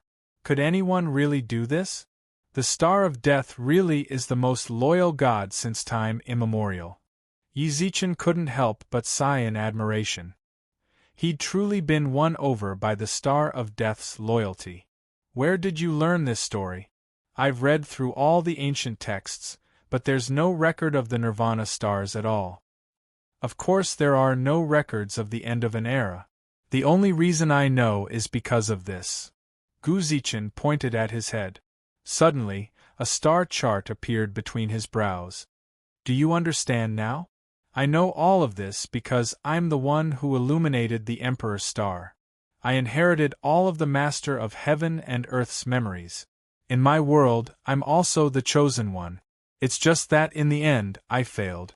With that, he glanced bitterly at Yang Jian, who'd already fallen silent. He sighed. To tell the truth, even in the end, I still don't understand. Why did the Star of Death choose Yang Jian to be its successor? His personality isn't suited to inherit the Star of Death. If he hadn't inherited the Star of Death, he might not have. Yang Jian's a pretty good brother of mine. Although he's one-track-minded, he really gets along with me. Guzichen's eyes inexplicably reddened once more. Yizichen noticed Guzichen's desolation. When he saw Guzichen's reddened eyes, his heart suddenly trembled. Guzichen had said earlier that he came from a parallel universe. He could predict everything that was about to happen to him, but that was only if he'd experienced it all before. Then why was he? What exactly happened to Yang Jian? When he saw Yizichen so nervous, Guzichen's lips curled into a smile, then he looked at him solemnly. Are you sure you want to know? Yes. Yizichen said confidently, but as soon as he said it, he regretted it. Chapter 863. The same ending countless times, how about you don't? Yizichen already knew how the story would end. Guzichen had appeared here, and he'd said he was a failure. His failure naturally led to the fall of his auxiliary star.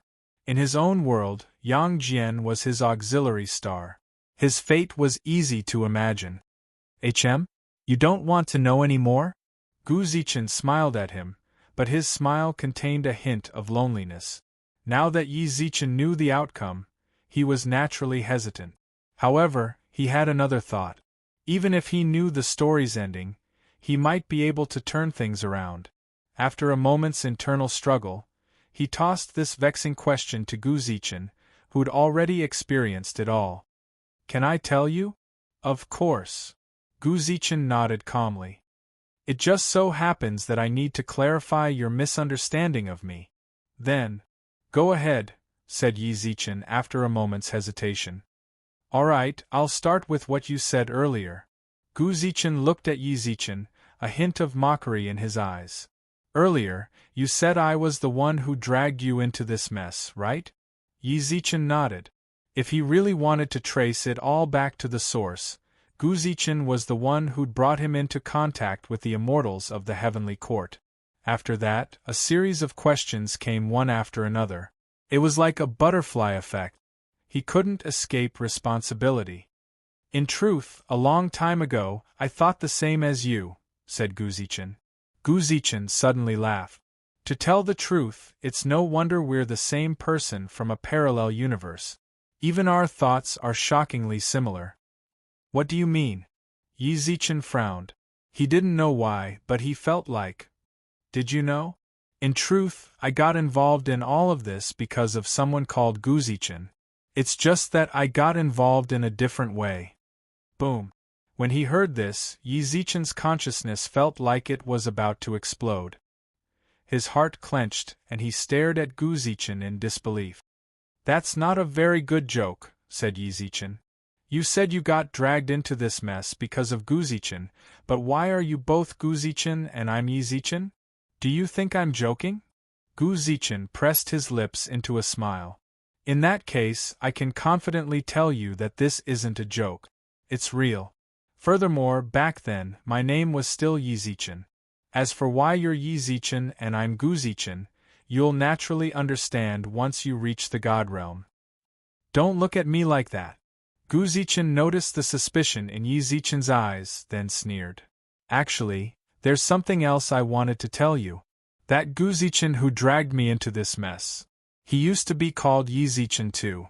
Back when he was Yizichin, someone called Guzichin had dragged him into all of this, and in the end, he'd failed. As for that Guzichin, he was actually Yizichin and he. Guzichin repeated this endless loop over and over again. Yizichin couldn't even remember how many Yizichin he had said. All he knew was a lot. To be honest, I didn't believe it in the beginning either. I thought they were joking with me. How could there possibly be so many of me? It wasn't until I transmigrated to your plane that I truly believed it. Behind this letter, however, was an unconcealable fear and loss of confidence. How could he not be afraid? How could he not lose confidence? If everything Guzichin had said was true, Yizichin would have reacted the same way. Failure. He'd failed countless times. So many parallel worlds had failed, so could he really succeed in this world? If everything Guzichin had said was true, then wouldn't he end up just like Guzichin? With no other choice, he'd transmigrated to another plane in search of his previous self, looking for an opportunity to turn things around? Or perhaps it was more accurate to say that he was relying on them. No, absolutely not. After a brief moment of absent-mindedness, Yizichin shouted inwardly. He absolutely couldn't follow in Guzichin's footstep. He absolutely couldn't let the people by his side leave him.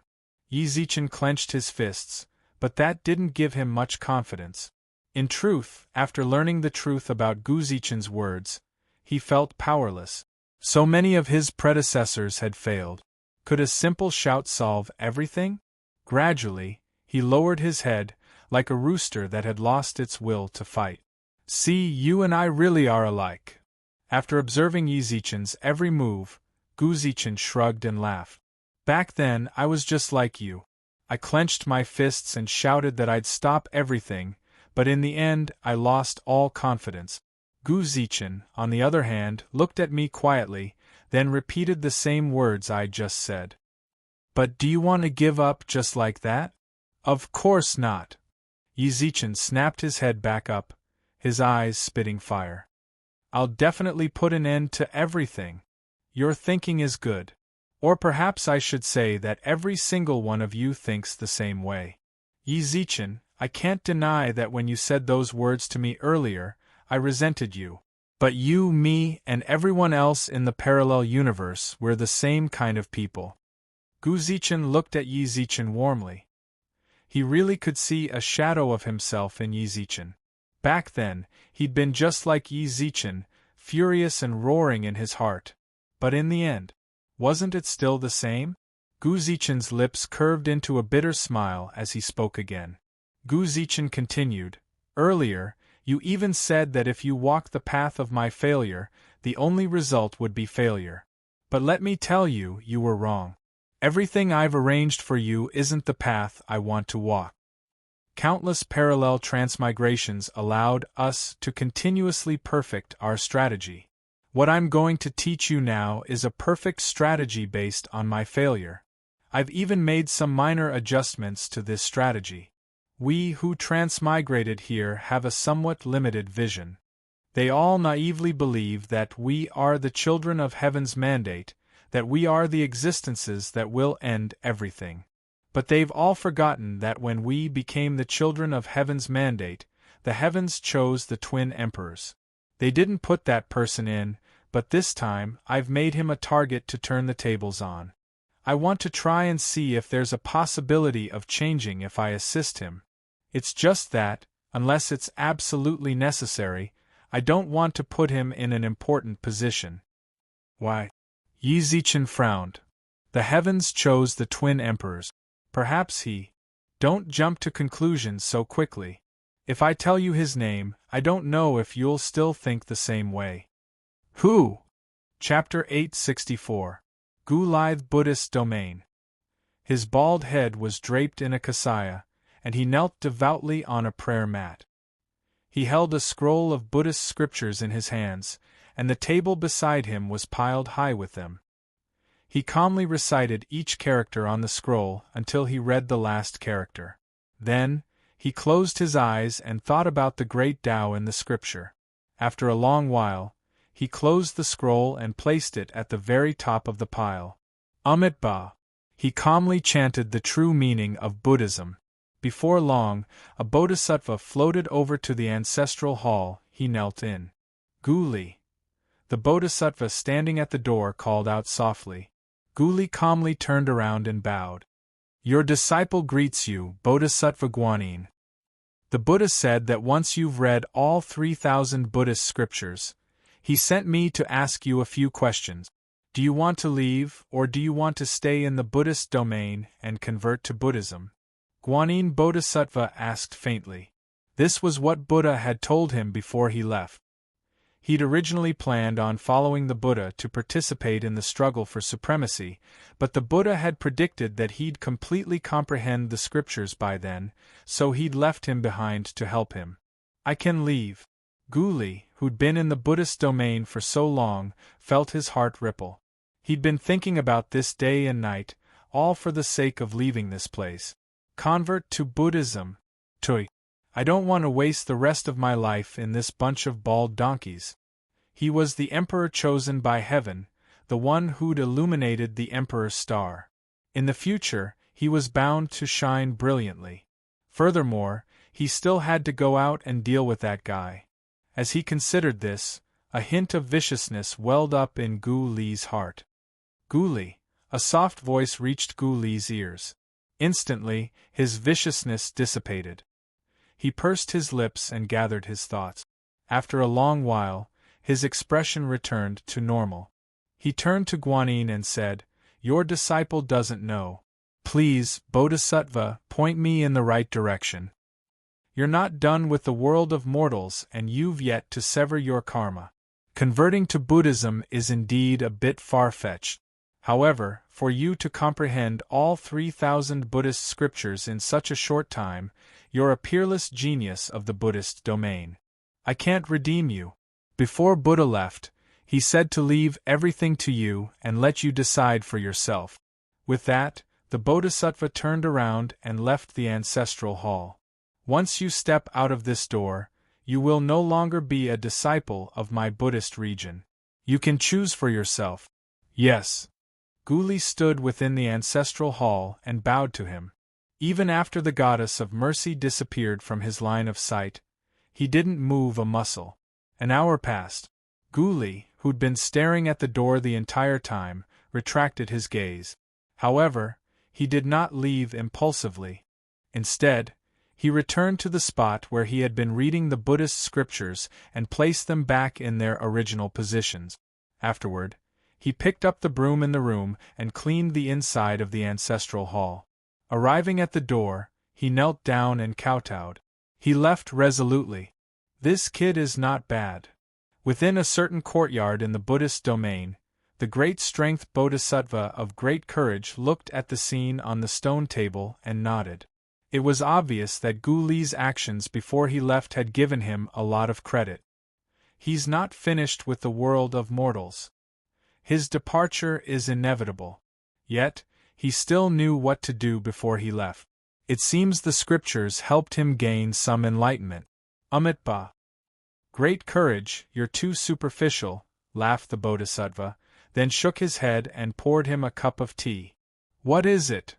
The great strength Bodhisattva didn't understand. Of course, he wasn't going to get angry at Guanyin for refuting him. Amitabha. Great courage and great strength Bodhisattva were indeed brainless but extremely courageous. They were war generals. The great strength Bodhisattva of mercy was a civil official. He was more meticulous. When he left, I saw that he did well, said the Bodhisattva with a smile. Although he recited 3,000 sutras in the Buddhist domain, the evil in his heart hasn't lessened in the slightest. He recited the Buddhist scriptures at lightning speed only so he could leave the Buddhist domain as soon as possible. As for what he did just now, he did it purely for us to see. The great strength Bodhisattva arched his brows, then reached out and rubbed his bald head. For us to see? How could he possibly know that we were watching him? That's what's so amazing about him, said the Bodhisattva with a smile. He definitely knew we were watching him. That's why he put on such a show. They want to pass some wrong information to Buddha through our mouth. However, if you look closely, you'll notice that he moved very slowly as he swept the floor. He looked peaceful but disorganized. It's obvious that his heart isn't here. Simply put, from the moment he stepped out of that door, it's clear that his heart hasn't changed at all. Only then did the great strength Bodhisattva nod in understanding. You see things clearly after all. With that, he looked at Guli, who was about to reach the western heavens, and asked Guanyin the Bodhisattva. Then what should we do now? The Buddha didn't leave any instructions for us before he left. Since the Buddha didn't leave any instructions for us, why should we care? The Bodhisattva waved his right hand, and the figure in front of him vanished. The Buddha's plans are flawless. He must have other plans. As the Buddha's disciples, we shouldn't overthink things. Fine, said the great strength Bodhisattva with a nod. Then he arched his brows. Those vicious beasts. They're gone too. The Buddhist domain of the western heavens. So long as you stood here and focused, you'd hear the lingering sound of Buddhist scriptures. As far as the eye could see, there were no defensive measures whatsoever. The Buddhist domain was compassionate. They would open their doors to any wicked and evil person, as well as those who had suddenly come to their senses. Even the demon race, who had committed heinous crimes, would open their doors to them. Guli was in the western heavens. So long as he wanted to, he could take a single step forward and escape the Buddhist domain's clutches. It's really that simple.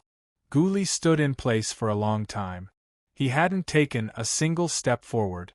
Instead, he'd been cautiously surveying his surroundings the entire time, trying to appear calm. Given his temperament, it could be said that he advanced step by step.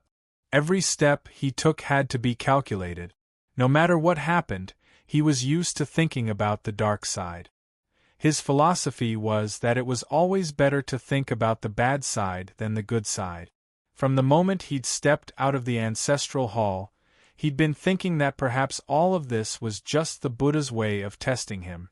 In order not to leave behind any clues, he'd handled everything perfectly. Until now, he'd actually arrived at the border. Is it really that simple? Guli couldn't help but wonder. He carefully surveyed his surroundings. The way he saw it, someone was definitely watching him. However, at that moment, if it isn't Brother Guli? 4 silhouettes appeared behind Guli and stared intently at them. You, Brother Guli, I trust you've been well since we last met? Chapter 865. Leaving them to die. His sinister smile made Guli's scalp go numb. Why had they escaped? Why had the Buddha released them as well? Guli's mind raced. As he did, the 4 figures appeared in front of them. They were none other than the 4 zombie progenitors Guli had mercilessly pushed away. Brother Guli, what a coincidence. We came out on the same day. Jiangchen's eyes were rimmed with dark circles.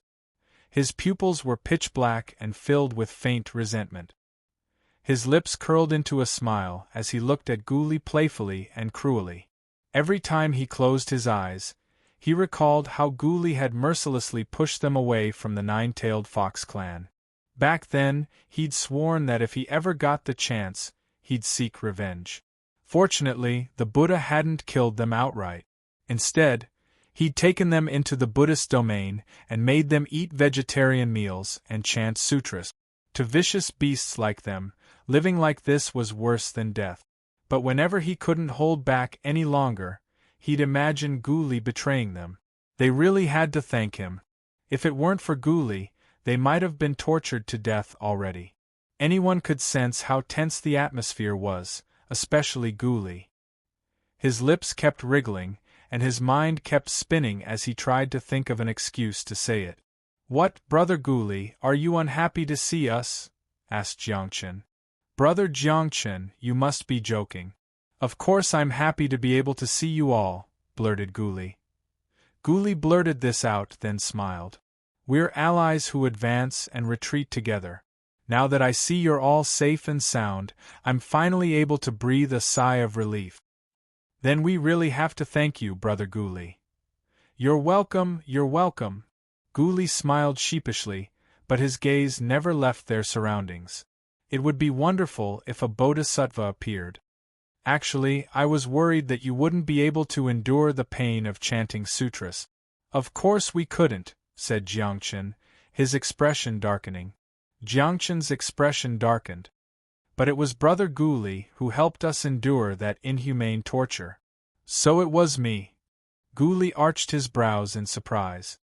"That's really—" From Jiangchen's tone of voice, he could already sense the deeper meaning behind his words. However, he still had to play dumb. Every second counted. Maybe the bodhisattva was already on his way. He kept trying to think of something to say, but then he realized he could no longer say anything. "That's true." Jiangchen tilted his head, his eyes filled with mockery. "Brother Guli, what do you want to say? Just say it. We couldn't have imagined what you were thinking. It's just like how you betrayed us without the slightest hesitation back then. We really couldn't have imagined it." Boom. Jiangchen's body immediately released a frightening, murderous aura. This kind of murderous aura was extremely repelled by the Buddhist domain.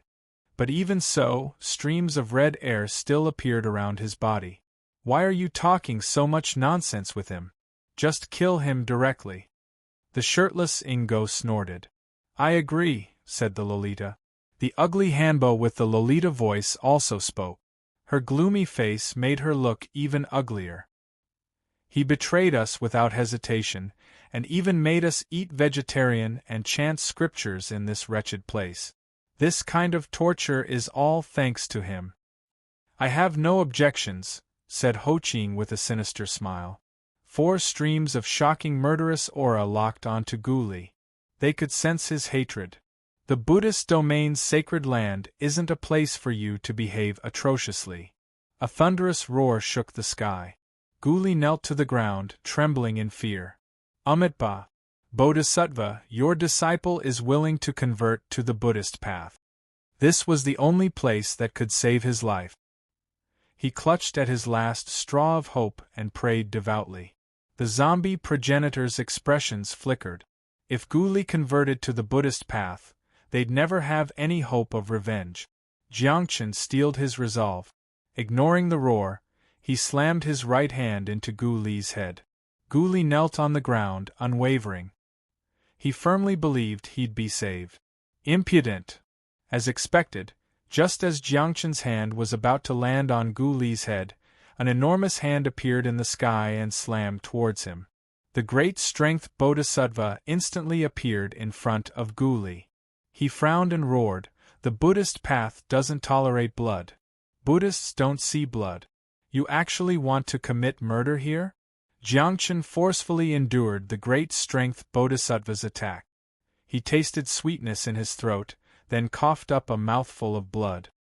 "Swallow it back." The great strength Bodhisattva roared, then slammed his hand down again. Jiangchen forcefully swallowed the blood that was about to reach his mouth. You've been chanting sutras in the Buddhist domain for a long time, yet you still refuse to repent. It seems I have no choice but to. As he spoke, the great strength Bodhisattva mobilized the surrounding spiritual power. The zombie progenitor's expressions changed. They hurriedly tried to resist. Great strength, stop. At that moment, the Bodhisattva floated over. Why are you here? The great strength Bodhisattva frowned. The Bodhisattva said nothing. He simply took a few steps forward.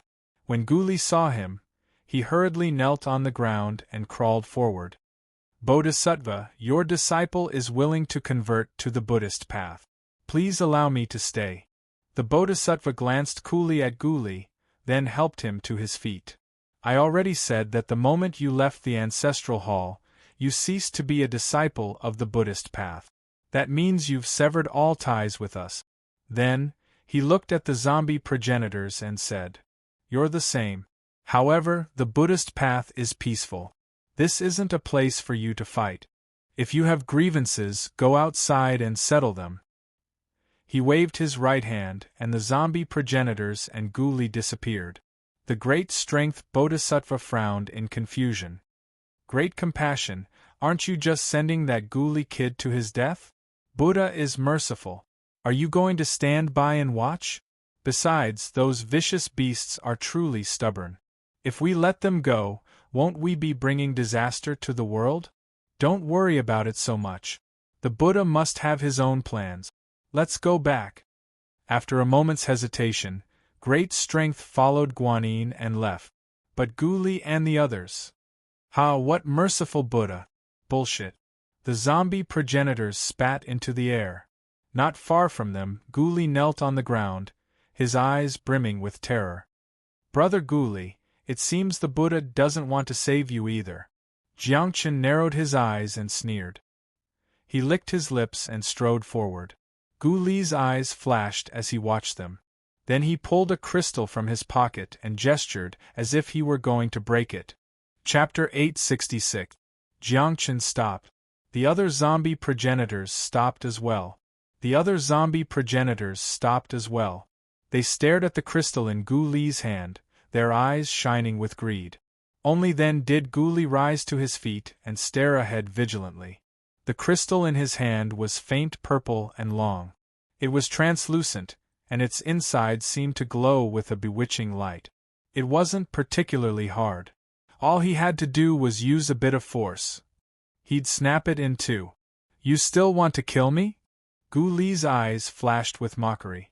Jiangchen was just about to lift his foot when he heard Guli shout, Stand there and don't move. Do you want to watch me snap it? He stopped. Jiangchen retracted his foot. He gulped and stared greedily at the crystal in Guli's hand. Brother Guli, didn't you say you only knew its whereabouts? How could it be in your hands? Do you think I'm stupid to trust you with all my heart? Guli laughed disdainfully, but the spiritual energy in his hand didn't dissipate. You and I both know full well who you are. Cooperating with you is like asking a tiger for its skin. If I don't keep a backup plan, I might die without even knowing how. Brother Guli, you stand there and don't move. When he saw that Jiangchen and the others were about to step forward, Guli frowned and rebuked them.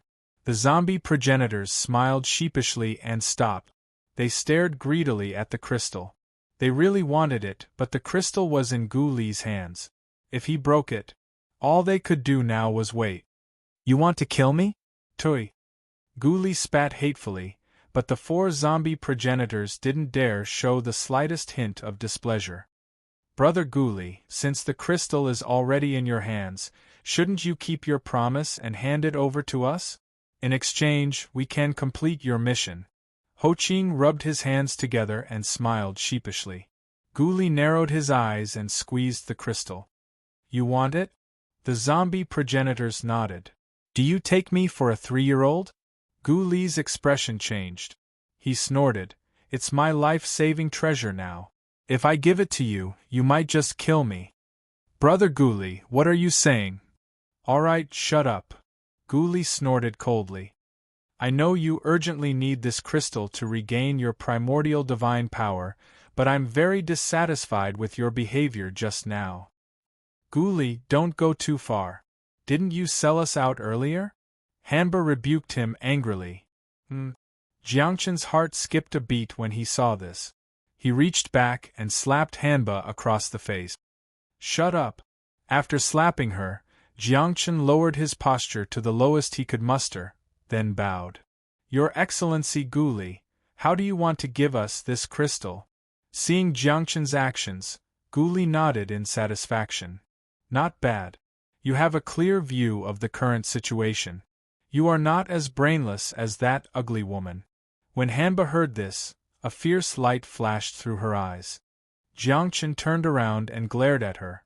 Even though they were all zombie progenitors and primordial vicious beasts.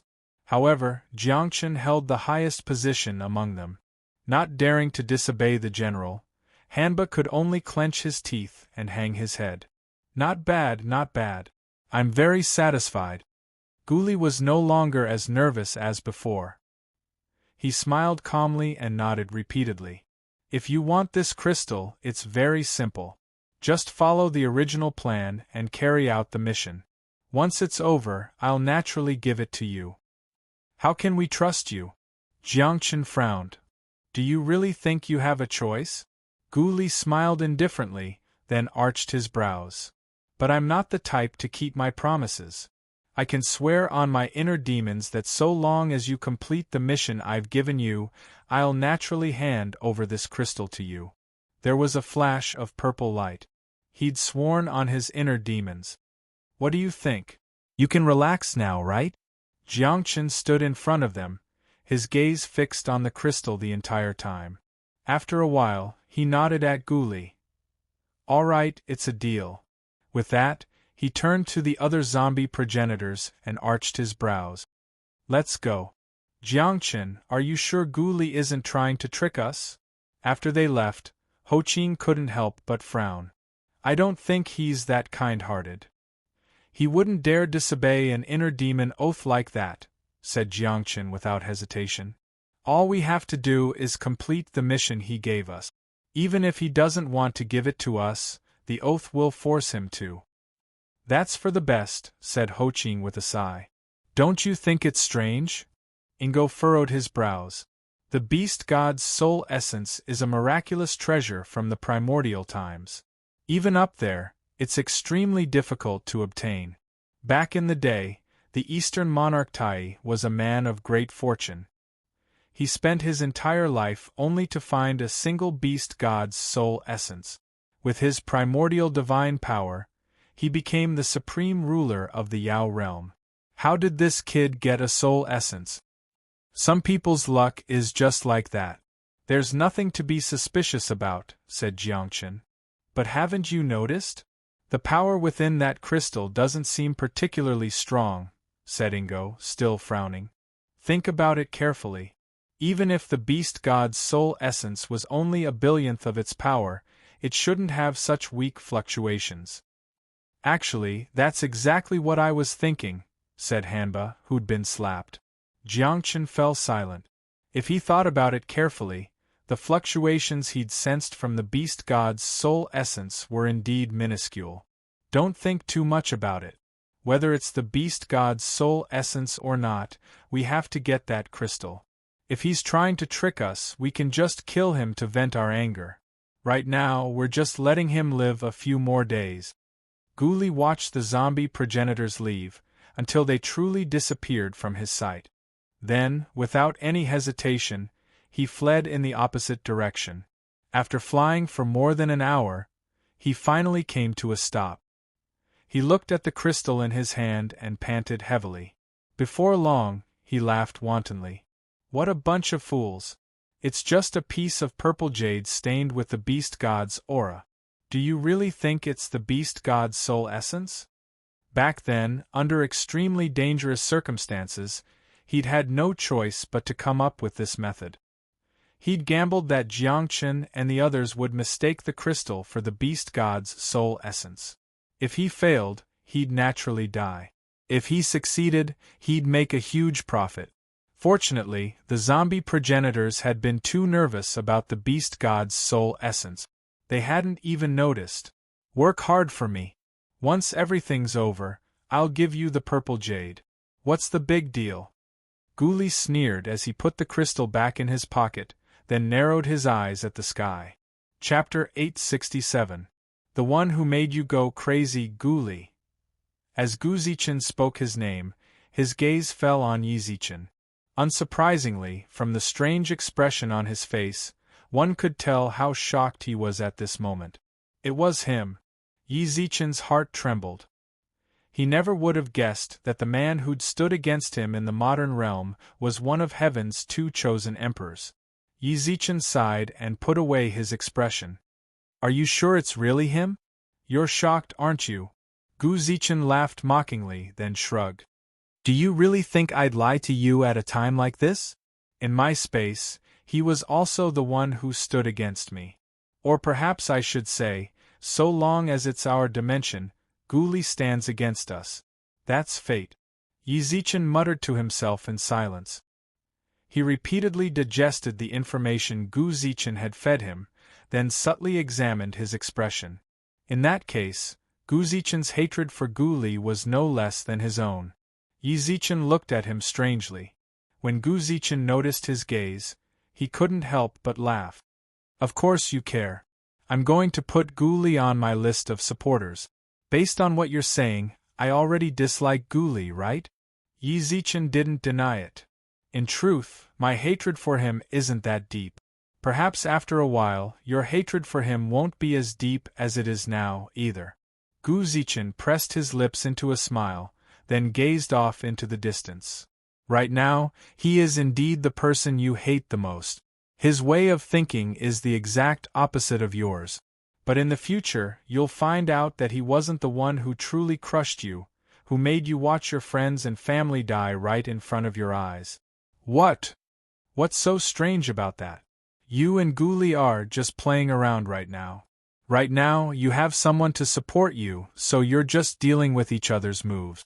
You've fought so many times, but in truth, neither of you has truly suffered or taken advantage of the other. The corners of Guzichin's lips curled into a smile. What really makes you feel bitter, makes you chagrined, makes you hysterical is yet to come. Do you know, the feeling of helplessness when you see your loved ones disappear in front of you? You will slowly experience it in the future. As he said this, Guzichin seemed like a prophet. His voice was calm and unperturbed. However, he had clearly experienced all of this himself, yet he was able to speak of it in such a state of mind. The greatest sorrow is the death of the heart. Perhaps, under the endless pain, he was already numb to these thoughts and didn't know what heartache was. Yizichin couldn't imagine such a scene, nor did he want to. However, his heart only grew more resolute. He had to overthrow everything right here in front of him. Do you understand now? In truth, Guli looks pretty evil, but compared to those truly evil people, he still has some conscience. That's why I want to try and assist him.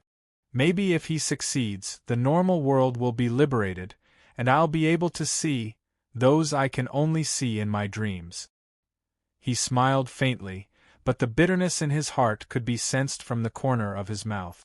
In his world, he could also be called a giant. However, even someone as tyrannical as him could only place his hopes on Yizichin, who was merely an immortal king. Yizichin was the spark of hope, but also the most direct proof of his failure. TCH, the atmosphere seems a bit tense. When he saw Yizichin's silence, Guzichin arched his brows and smiled. I was going to talk about Yang Jian, but why did I have to say so much? When people get old, they just love to tell stories. I guess I'm no exception. If Guzichin hadn't brought it up, Yizichin might have forgotten why they'd started this conversation. However, now that he knew, Yang Jian's fate wouldn't be a happy one. Did Yang Jian die for you? You could say that, said Guzichin with a deliberately relaxed smile. In truth, his death was rather. At that moment, both Yizichin and Guzichin felt a ripple in their seas of consciousness. They looked over and saw, through Yizichin's eyes, the scene of Yang Jian's descent. He succeeded, said Guzichin. Are you saying the Star of Slaughter chose him? Yizichin was shocked. He glanced at Guzichin, then said noncommittally, "It seems some things can't be changed. No matter what, the Star of Slaughter chose him." Guzichin's expression was grave, even more so than when he'd told them his story. "Isn't that a good result?" asked Yizichin, arching his brows. "It really isn't a good result," said Guzichin, pursing his lips. Guzichin pursed his lips. "I told you before, the Star of Slaughter doesn't suit him. Their personalities have always been polar opposite. Then how can we forcefully stop it? You're overthinking things." Guzichin rolled his eyes. "The Star of Slaughter falls. No one can defy it. It's the heavenly Tao. If it were the laws, we might be able to provoke it, but the heavenly Tao. Forgive me for being powerless. The only thing we can do now is to keep watching. That's all." "Will it be dangerous?" asked Yizichin. "It won't be." In the arena, Yang Jian's starfall ceremony was still progressing in an orderly fashion. Nearby, the immortals watched in shock. Then, Yang Jian opened his eyes. "Grandson, get out of my bro's body and die." As soon as he woke up, he didn't rejoice in his newfound energy. Instead, his gaze locked onto Yizichin, who sat motionless in his chair. Boom! A violent, suffocating pressure radiated from his body. At the same time, his lance appeared in his hands. Under the infusion of his spiritual power, his Erlang lance seemed to have changed. Die! Without hesitation, he swung the lance at Yizichin's head. At that moment, Yizichin's eyes suddenly regained their usual liveliness. Just as the lance was about to land on his head, he hurriedly rolled to the side. As he rolled, he barely dodged Yang Jian's blade. The blade brushed past Yizichin's cheek, cutting off a few strands of his hair, then landed on the solid wooden chair. Boom! The chair split in two. When he saw that Yizichin dared to run, Yang Jian's eyes narrowed into slits. He clenched his lance tightly. His eyes flashed with sinister light, then he spat into his palms and rubbed his hands together. "You want to run? You fiend want to wreak havoc in my bro's body? Let's see if I don't hack you to pieces. I just learned a few moves, so I'll test them out on you." With that, Yang Jian's eyes flashed with starlight. Chapter 868. Chapter 868. Astral battle intent. The moment Yang Jian muttered to himself, gusts of wind that were as sharp as knives began to appear around his body. The wind was clearly an indiscriminate attack. Even the clothes of the innocent immortals standing nearby were lacerated by the wind blades. But don't assume that this was Yang Jian's technique. This was just his first move. Astral battle intent, assassination slash. As the name suggested, it was an assassination technique.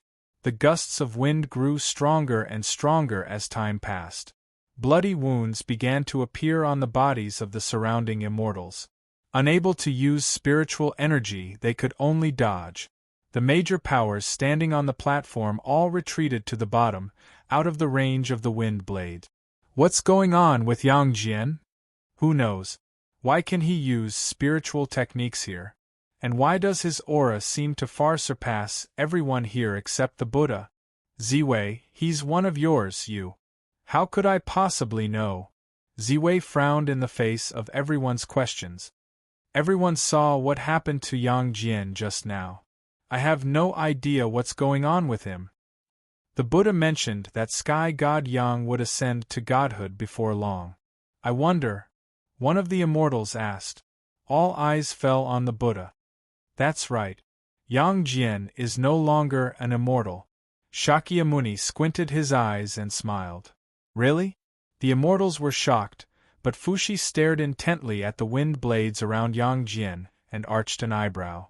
Then, Buddha, do you know why Yang Jian can use spiritual energy? We still can't use it. Even you can't do anything about it. He's not using spiritual energy, Shakyamuni said. Then is it divine power? Sueren's voice trembled. Not really. Shakyamuni shook his head. Then, the immortals were all stunned. If it wasn't immortal energy or divine power, Then what else could he be using? They looked at Shakyamuni in confusion, but the old monk only smiled and said nothing. The immortals felt their hearts itch. Only Fushi's expression changed, and the way he looked at Yang Jian changed. Could it be that he's using the power of the stars? Fushi had been to the celestial world before, so his vision was much higher than the people here. He knew that there were people in the immortal realm who could use the power of the stars, and he thought about the series of changes that had occurred to Yang Jian just now. It is indeed the power of the stars. Amitabha nodded. Star power? The immortals were all dumbfounded. They had been cultivating for so long, yet they had never heard of the power of the stars. The Buddhas loved to act profound and profound. Fushi explained to them. The power of the stars is to use the power of the nirvana stars to transform it into one's own body. This kind of power is a level higher than immortal spiritual energy and God's spiritual energy. Use the power of the stars. This was beyond the comprehension of these immortals. They stared in shock at the wind blades around Yang Jian.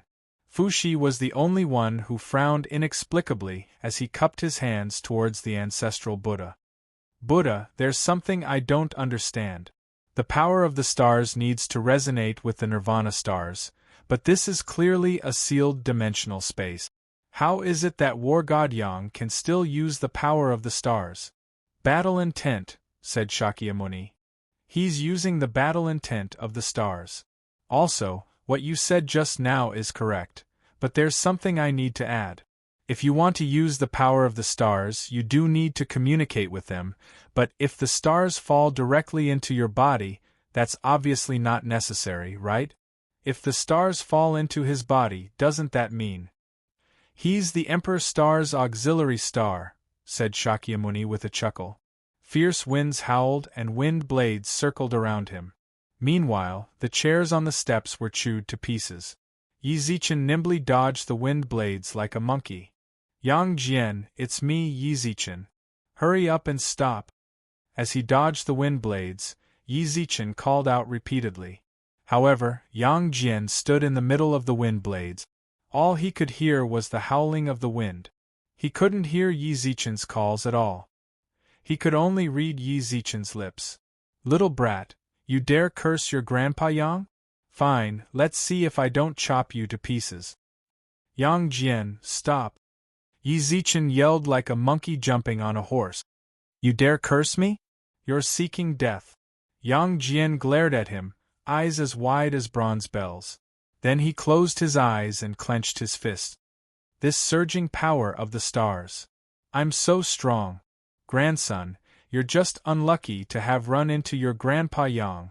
All of a sudden, the raging wind that had engulfed the entire area suddenly shrank around his body.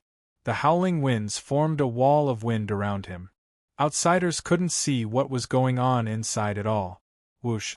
The wind dissipated. The broken chair fell from the sky, and the surrounding immortals looked on in bewilderment. Why is he gone? Did he ascend to the god realm? The immortals couldn't help but mutter to themselves. The major powers frowned. He hasn't left yet. He's just hiding. Invisibility. The immortals came to a sudden realization. This sort of invisibility wasn't some sort of secret technique among immortals. He's not as simple as you think, said Shakyamuni with a faint smile. A faint smile appeared in Shakyamuni's eyes. I never imagined that Yang Jian would have such luck. He actually won the favor of the Star of Slaughter. However, given his personality, I'm afraid he won't even be able to unleash a tenth of the Star of Slaughter's power. What a pity! The Star of Slaughter? The North Pole Emperor frowned. Is there such a star among the stars? The Star of Slaughter is the only star in the Nirvana celestial realm that has no name. You can call it the Nameless Star, but in truth, its true name is the Star of Slaughter. It's forever hidden in the shadows, surviving under the protection of the stars. The meaning of its existence is to catch people off guard and assassinate them. Shakyamuni looked in the direction Yang Jian had disappeared and chuckled. This kind of star's power can only be unleashed to its fullest when it's hidden. The person who inherits this star must have the heart to live in the shadows. Yang Jian is too upright. In truth, he's more suited to inheriting the star of bravery, which is open and bold, yet the star of slaughter chose him. I don't think the effects are particularly. Before the Buddha could finish speaking, he heard crack. Someone kicked the shattered chair on the ground. The immortal's expressions darkened. Even Yang Jian's target, Yi Zichen's, expression darkened.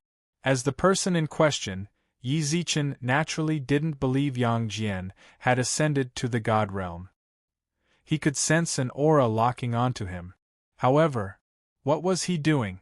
Couldn't he just hide properly? What did I say?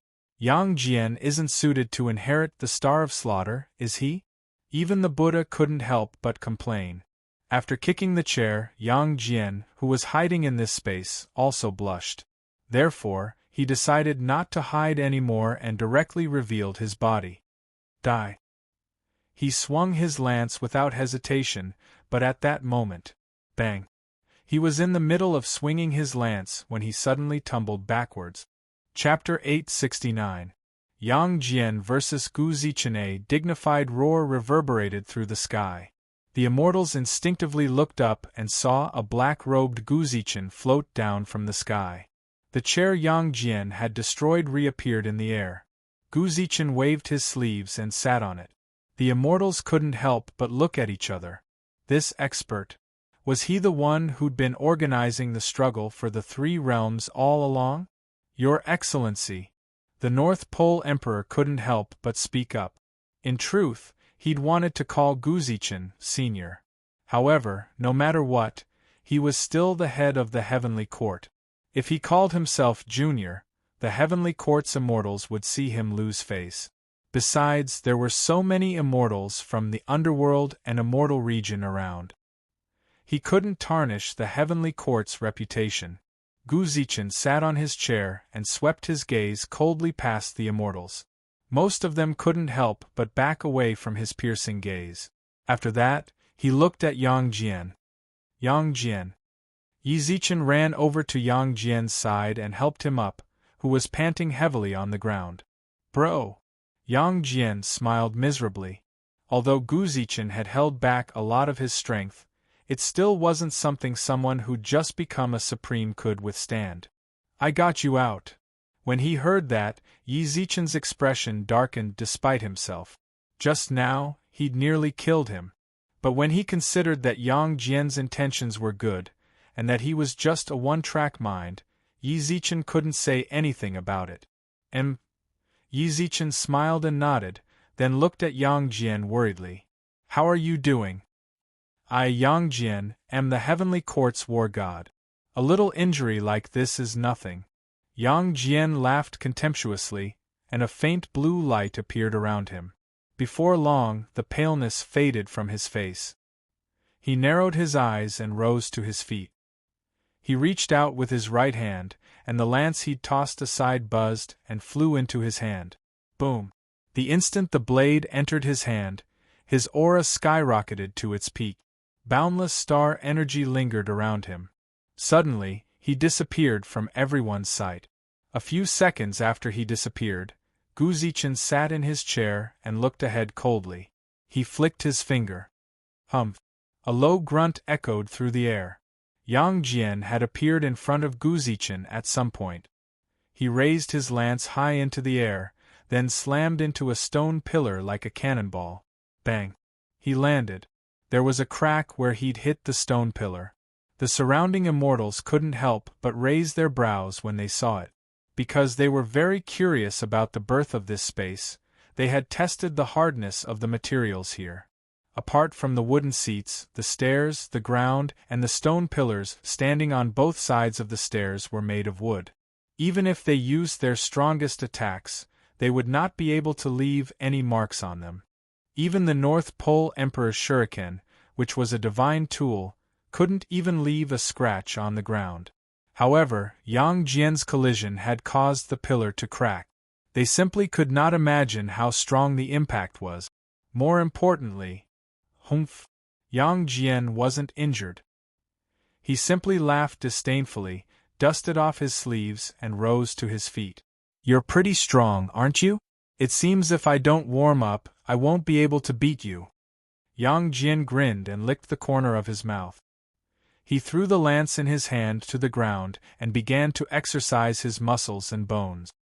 His bones crackled with a bone-chilling crunch. Gu Zichen looked at him coldly the entire time. After a long while, Yang Jian let out a long, impure breath, then stopped. He bent down and slowly picked up his lance, his gaze fixed on Gu Zichen, who sat in his chair. Just as his fingers touched the blade, a cold glint flashed across his eyes. Whoosh, whoosh, whoosh, whoosh, whoosh, whoosh, whoosh. At first, the surrounding immortals could see his movements with their naked eyes, but as time passed, they could no longer see him. Countless shadows appeared in the space. Suddenly, he disappeared. Yang Jian's sudden disappearance plunged the entire space into an eerie silence. However, Gu Zichen continued to smile indifferently, then reached out with his hand. Have you ever truly understood the true meaning of the Star of Slaughter? Gu Zichen had grabbed Yang Jian's neck. He flung him away, but as he flew through the air, Yang Jian's body disappeared once more. Bang! Disappear! Bang! Disappear! Yang Jian tried to hide himself countless times, but against Gu Zichen, it didn't work at all. Enough! After watching Yang Jian fail countless times, Yi Zichen couldn't help but shout. Gu Zichen shrugged, but Yang Jian glared at the lance, his eyes bloodshot. Astral battle intent, fatal strike. Whap! What greeted him was a merciless slap across the face. To tell the truth, I really want to kill you right here, right now, so you don't embarrass the Star of Slaughter. Gu Zichen's expression was sinister as he watched Yang Jian fly through the air. Then, he walked over, one step at a time. Gu Zichen. Yi Zichen really did see killing intent in Gu Zichen's eyes. He hurriedly ran over and blocked Yang Jian's path, then frowned at him. Do you think I wouldn't dare kill you? Yi Zichen, I told you before, you're not my only choice. He didn't budge. The surrounding immortals' hearts were in their throats. They pursed their lips and looked at Gu Zichen and Yi Zichen. Humph!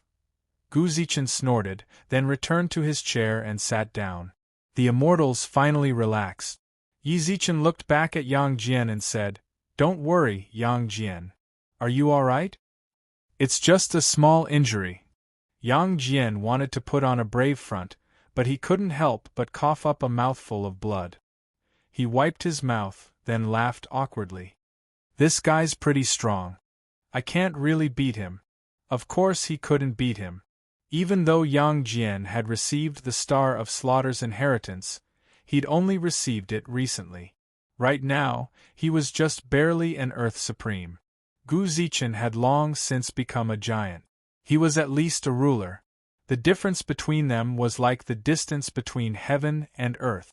How could Yang Jian possibly be a match for him? But give me some time and I'll definitely. Yi Zichen couldn't help but cough up another mouthful of blood. He frowned and said, Don't talk anymore. Hurry up and recover. Don't let your injuries worsen.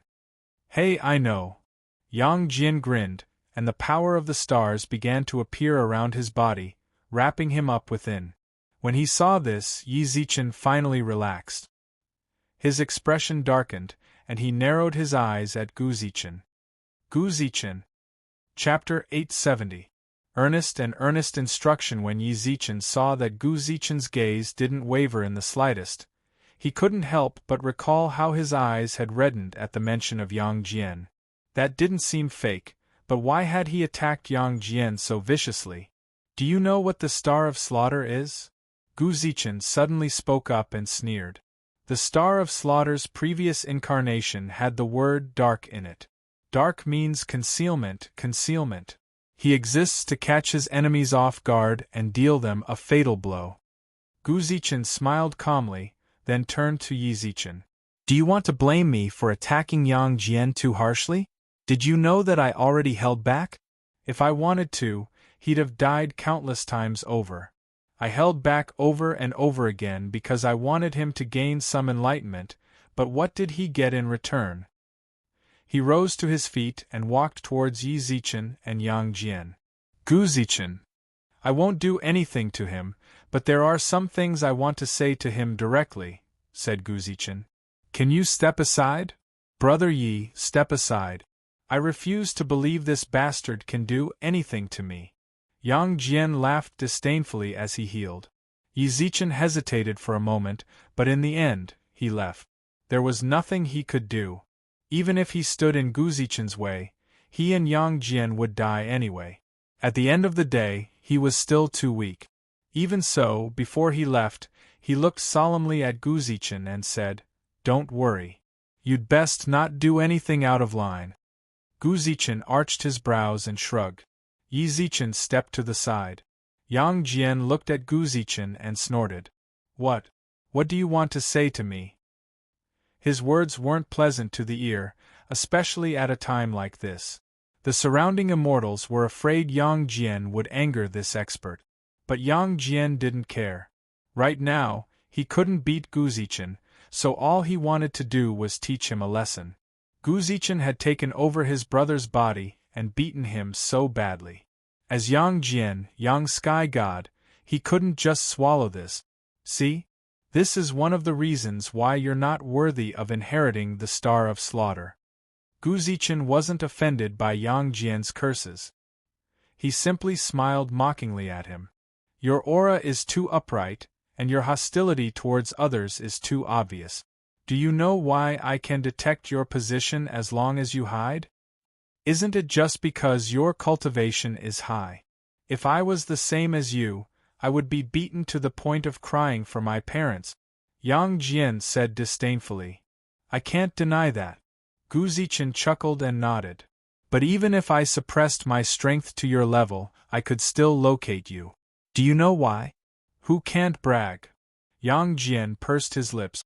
After inheriting the Star of Slaughter, his Sea of Consciousness gained a lot of combat techniques related to the Star of Slaughter. He also knew how strong the concealment ability of the Star of Slaughter was. This guy actually dared to boast so shamelessly. To this, he only responded with a disdainful smile. I don't know if it told you when you inherited the Star of Slaughter. The battle of the Killing Star was to be like a ghost, unfathomable. He had to hide in the darkness forever to make his enemies fear him. He had to be patient and wait for them to relax, then deliver a fatal blow. As soon as Gu Zichen finished speaking, Yang Jian froze. When he'd received the Star of Slaughter's descent, he'd indeed heard these words. In order to be even more direct, he'd even personally witnessed the Star of Slaughter's combat technique. It seems so. Gu Zichen could tell from Yang Jian's expression that something was amiss. He chuckled. But how did you do it? Actually, I can say that you can completely blend into this space and reach an invulnerable state. Even I can't find you, but every time you want to attack me, I can find you. Do you know why? He couldn't find me. Yang Jian's heart trembled. This guy was actually saying that he couldn't find him when he was hiding? But when he attacked, he could. Why? Asked Yang Jian. Killing intent, replied Gu Zichen. When you were about to attack me, your killing intent was too obvious. You should know that not to mention me, even an expert of your level has a very keen perception. The moment you revealed your killing intent, you were already exposed to their line of sight. So that's how it is. Yang Jian knit his brows and thought. Thinking back to their previous battles, it seemed his killing intent really was too strong. But he didn't understand. Killing intent was unavoidable when facing an enemy, so how had the Star of Slaughter managed to hide it? Then do you know how to control killing intent? Asked Yang Jian. You'll have to figure that out yourself.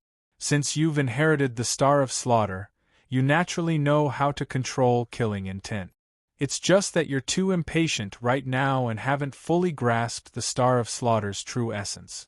Right now, Gu Zichen was like a mentor, guiding Yang Jian over and over again. Time flew by as the two of them exchanged questions and answers. After explaining all of Yang Jian's flaws, Gu Zichen narrowed his eyes and glanced up at the pure white sky. Suddenly, his face turned pale and his body started to tremble. In order to prevent others from noticing, he returned to his chair and sat down. Yang Jian's injuries had long since healed by the power of the stars, but he still sat on the ground, mulling over Gu Zichen's guidance. When he put everything together, he felt as if a brand new door was opening up to him. Although I don't like the look of you, I'm still very grateful. Yang Jian bowed slightly to Gu Zichen, then reluctantly said this. That was just how he was. If he owed a debt of gratitude, he had to return the favor. But don't get too excited. Once I figure it out, I'll definitely give you a good beating. Hey bro, you're the best. To think you managed to explain the Star of Slaughter's true essence in just a few words. I really don't know if you're the Star of Slaughter or if I'm the Star of Slaughter. You can only blame yourself for being too stupid. Alright, stop bothering me and focus on your research. TCH, what are you bragging about? Don't get too excited. Once I figure it out, I'll definitely give you a good beating. A scene inexplicably flashed through Gu Zichen's dusty memories. Despite himself, he couldn't help but tear up. Yang Jian noticed this and arched his brows. What's wrong? You're scared already? Don't panic. I, Yang Jian, am absolutely not the type to resort to underhanded means. At most, I'll beat you until you can't get out of bed for half a year. Alright, I'll wait for that day. Gu Zichen reined in his emotions and chuckled. Yang Jian smirked. Just you wait. Alright. Gu Zichen nodded calmly, but inwardly, he couldn't help but sigh. Chapter 871. Erase Thunder Tribulation. In the God Realm's Shao family, the aristocratic family that controlled tribulation lightning, Xiao Yan frantically followed the cobblestone path to a thatched cottage surrounded by bamboo. Father! What now? Xiao Ting sat at the stone table outside the thatched cottage, a cup of fragrant tea in his hand. His brows were furrowed in displeasure. Someone had clearly disturbed his tea tasting, and he was in a bad mood. When he saw Xiao Ting's expression, Xiao Yan timidly licked his lip. However, when he considered the importance of the information his subordinates had reported, he gritted his teeth and bowed to Xiao Ting. Father, someone has reported it. Someone from the lower realm, that is directly under our jurisdiction, has achieved divine bestowal again. Yes. Xiao Ting replied indifferently, then took a sip of his tea. The moment it entered his mouth, a look of enjoyment appeared on his face. He closed his eyes in infatuation, and there was a satisfied smile on his lips. After a long time, he placed the fragrant tea on the table and couldn't help but mutter to himself. It really is a good treasure. Without saying much, he poured another cup for him. Xiao Yan stood to the side, waiting for Xiao Ting to respond. However, considering Xiao Ting's temper, he didn't dare disturb him. He stood there quietly for 2 hours. Xiao Ting drank all the tea in the teapot on the stone table. He gazed longingly at the teapot and cup. Shortly after, he let out a soft sigh and stretched his body lazily. Out of the corner of his eye, he happened to notice Xiao Yan standing guard outside. He couldn't help but raise his brows. I almost forgot. What did you come here to tell me? Reporting to Father, in the 3 lower realms under our jurisdiction, another person has achieved divine bestowal, replied Xiao Yan. Xiao Ting nodded indifferently and smiled. Recently, the desolate savage land has been quite remarkable. But why did you have to come here to report to me? Could it be the child of fortune from before? No. Xiao Yan shook his head. He's True Lord Erlang, a subordinate of the heavenly court in the lower realms, Yang Jian. Well, since it's not that son of fortune, why care about the others? If he could withstand 9 bolts of lightning, then let him come up. If he couldn't, then it meant that he didn't have the fate to become a god. You're the head of the Xiao family now. Can't you make your own decisions? Xiao Ting's gaze hardened. He'd pursued power, but now he was in his twilight years. From the fact that he'd retired to a thatched cottage in the mountains, it was clear that he was no longer as passionate about pursuing power as before. He wanted to let go of everything in the Xiao family and hand it over to his heir. Xiao Yan was his only son, but he was far too indecisive. He'd always looked down on him. Every time this happened, he would think of his eldest daughter. Although she was a woman, she was not inferior to men. In the past, he valued sons more than daughters, causing his eldest daughter to be covered in dust. It wasn't until he truly disappeared and Xiao Yan ascended to the throne, and as he grew older that he began to regret his actions. But it was too late. Xiao Yan sighed faintly, exhaustion in his eyes. Looks like I came at the wrong time. At this moment, a black-robed person appeared in the sky. Even though she was deliberately concealing her true voice, it was clear that she was a woman. When he saw who it was, Xiao Ting immediately warmed up. No. My son was just discussing some trivial matters with me. Your Excellency, you came just in time. I've already used up all the tea you gave me. At the time, I was a bit distressed and didn't know how to contact you. I came to visit today because I thought you might have had enough, so I brought you some more. With a flip of her hand, the black-robed figure produced a long piece of tinfoil wrapped in her palm. Xiao Ting's eyes blazed with fervent light, then he frowned at Xiao Yan. All right, hurry up and go back. Don't bother me with trivial matters like these. I've already decided to live in seclusion. I don't want to worry about these trivial matters anymore. Father, I'm not done yet. Don't you understand what I'm saying? Xiao Ting's temper flared. When Xiao Yan saw this, he couldn't help but shrink back. Under these circumstances, he absolutely didn't dare say anything else. Pursing his lips, Xiao Yan nodded, bowed, and left the thatched cottage. Xiao Ting smiled warmly, rubbed his hands, and looked at the black-robed figure. How can I? There's no need. Just give it to you. The black-robed figure laughed, then tossed the long piece of tea onto the table. Xiao Ting licked his lips, his eyes blazing as he stared at it. How could I do that? I can't keep taking your treasures for free. It's nothing. The black-robed figure laughed, then said, I have other matters to attend to, so I won't disturb you any longer. Then how am I supposed to find you in the future to buy this? Once you've had enough, I'll naturally appear. With that, the black-robed figure suddenly vanished from the thatched cottage. The instant she left, Xiao Ting ran over to the stone table and opened the long piece of tea. He carefully knocked off a few pieces, then poured them into the teapot. He took a sip. The moment the tea entered his throat, his body trembled as if he'd contracted malaria. Then he opened his eyes, his expression one of pleasure and satisfaction. You guys, come with me. He'd suffered at Xiao Ting's hands, but that didn't mean he was a coward in front of his clansmen. After returning to his residence, he pointed at a few of his retainers and led them to the front hall. My lord. When they saw the furious Xiao Yan sitting on a chair, the retainers nervously bowed to him. For a long while, Xiao Yan said nothing. His sea of consciousness was constantly thinking about what his subordinates had previously reported to him. 64 bolts of tribulation lightning had descended, but the tribulation hadn't landed on the one who'd gone through it. Someone had blocked it for him, but that person hadn't left behind any useful information. By the time they'd been about to add more lightning, the tribulation had been erased.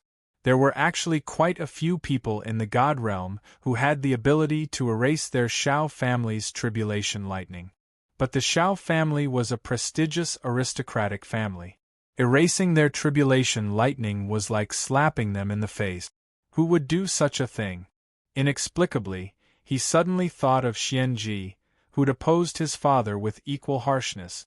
I told you to keep an eye on her. Is there any news from her? My lord, Xianji has remained in the profound pavilion these past few days. She hasn't gone anywhere, replied one of the retainers. Xiao Yan frowned. Continue to keep an eye on her. If she does anything strange, if she does anything, report it to me immediately. Chapter 872. The eldest daughter of the Xiao family. A solemn atmosphere pervaded the great hall.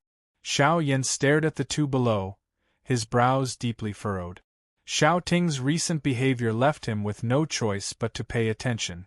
In the past, his father might have been a bit irritable, but he'd never been like this, losing his temper without rhyme or reason. More importantly, he had stopped dealing with the family's affairs. "Why aren't you saying anything?" The two people in the hall didn't speak for a long time. Xiao Yan furrowed his brows and looked at them, then asked in an extremely deep voice, "Don't tell me you don't know. You've always been by my side." Gulp. The two people in the hall couldn't help but swallow their saliva. This kind of heavy atmosphere really made them tremble with fear. They were just hangers-on recruited by the Xiao family. They couldn't be considered as collateral relatives of the Xiao family. "Jun Shang, we don't," the diner timidly tried to speak, but Xiao Yan's expression instantly darkened. "This sovereign will let you speak."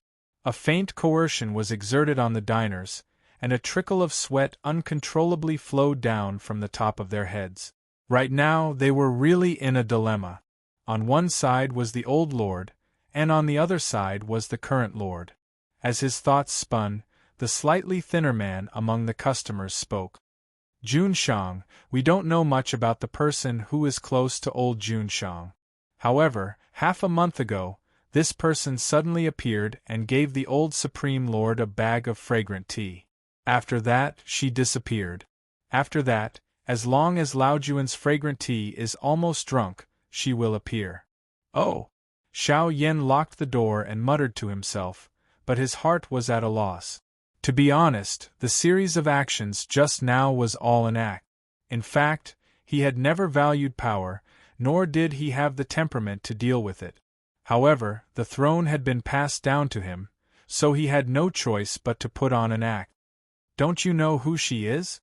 Then why did you let her get close to father?" As soon as he finished speaking, Xiao Yan's expression darkened, and his tone turned especially cold. "Ben Jun recruited all of you to take care of father, but you allowed an unknown stranger to recklessly approach father. What are your intentions? Men, drag them into the lightning pool and let them suffer the pain of the 49 bolts of heavenly lightning." Plop. The diners in the hall knelt on the ground. They were only the most ordinary cultivators, and they did not have the fortune of God bestowal. He'd been stuck at the Sky Supreme stage for over 1,000 years. He might be a hero in the outside world, but he was nothing in the Xiao family. He lived in the Xiao family as if he was treading on thin ice, just to find an opportunity to break through. Now, Xiao Yan wanted them to endure the pain of heavenly lightning devouring their hearts. Given their temperaments and cultivations, there was no way they could endure it. "My lord has been wronged." The diner knelt on the ground and shouted with red eyes, "It's the old lord. He doesn't want us to get involved in this matter. We have to obey the old lord's order. My lord, please investigate." Xiao Yan couldn't help but be moved by the sight of the two kneeling on the ground and sobbing. Is this the wrong way to deal with it? To tell the truth, he was quite a soft-hearted person. Given his temperament, if it weren't for the fact that the Xiao family had no heirs, he would never have succeeded to the throne.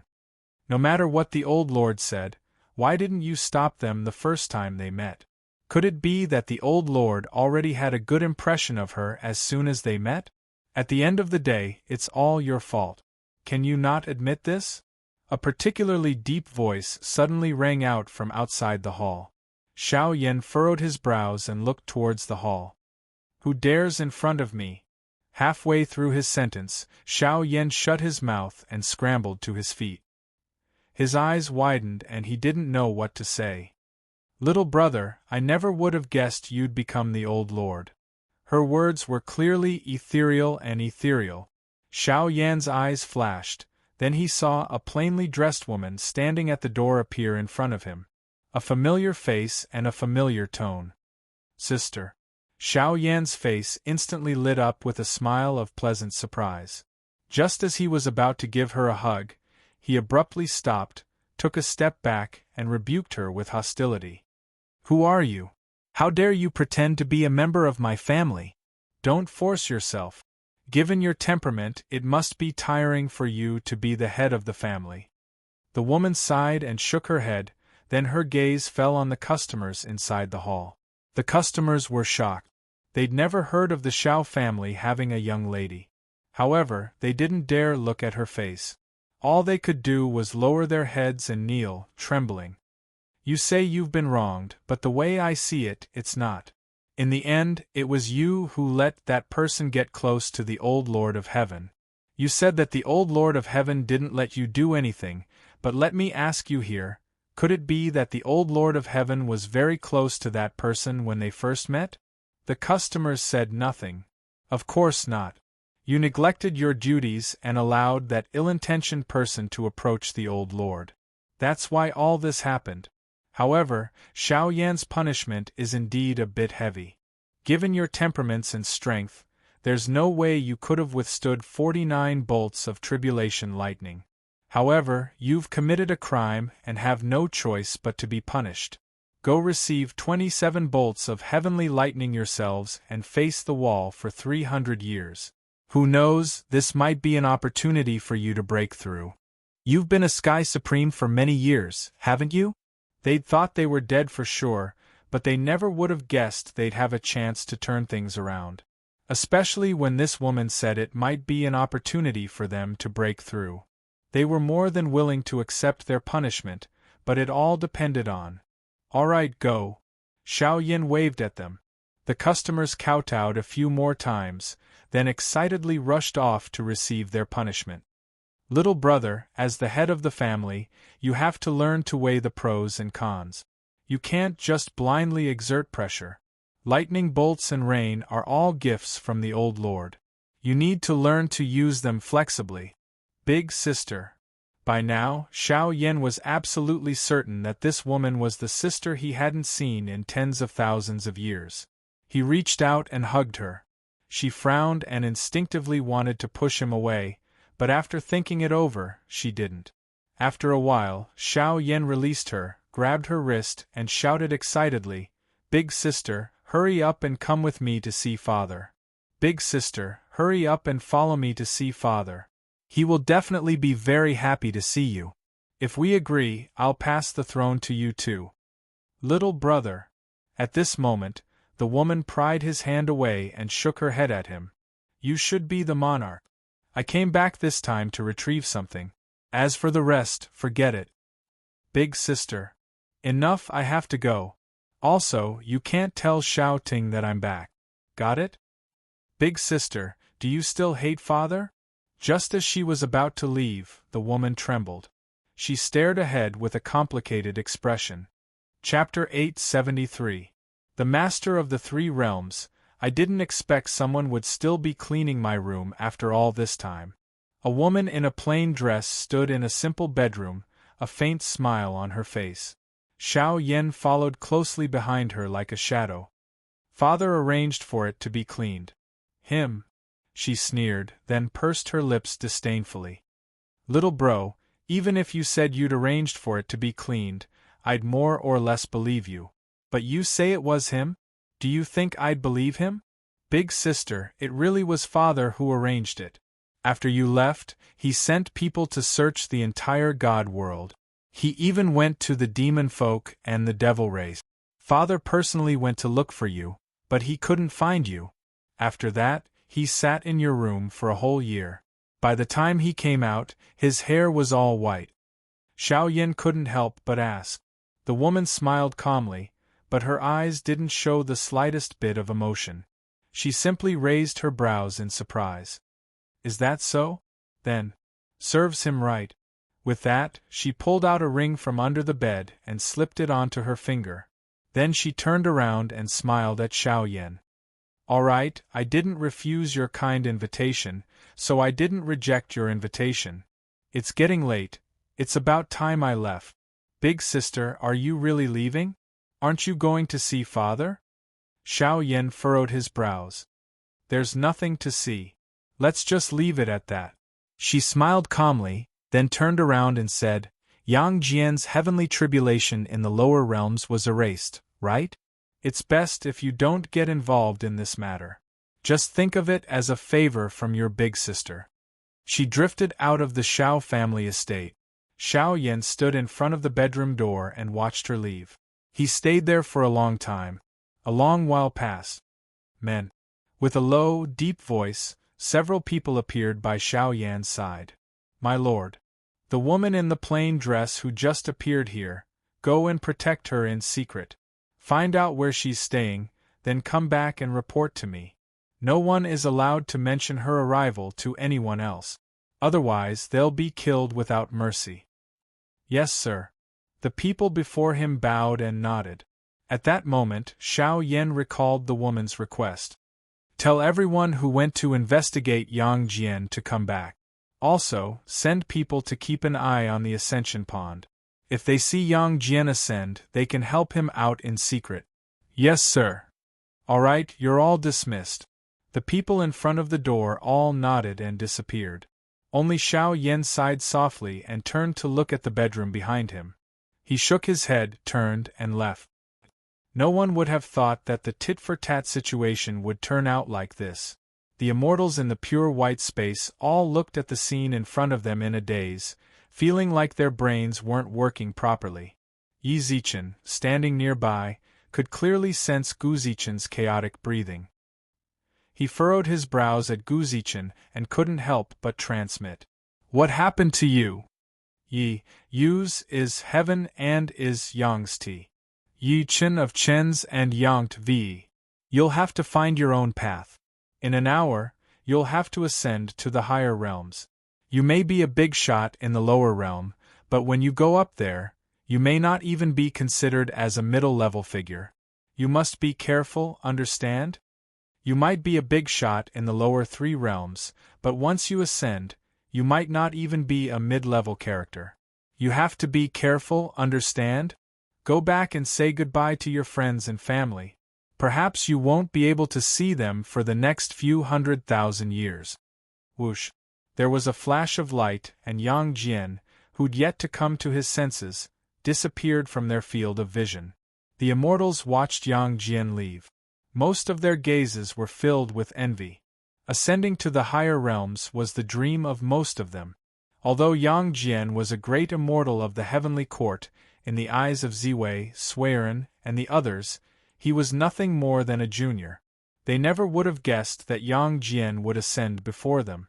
This was a huge blow to their confidence. Gu Zichen let out a disappointed sigh, then watched as Gu Zichen waved his right hand. Yang Jian's shattered chairs reappeared in their original positions, undamaged. Sit. The major powers of the 3 realms returned to their original seat. Before long, they discovered that a stone table had suddenly appeared in front of them.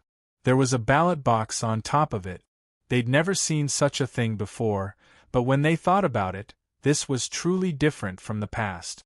This was especially true because the person who'd always been behind the scenes had stepped onto the stage. Senior, what is the meaning of this?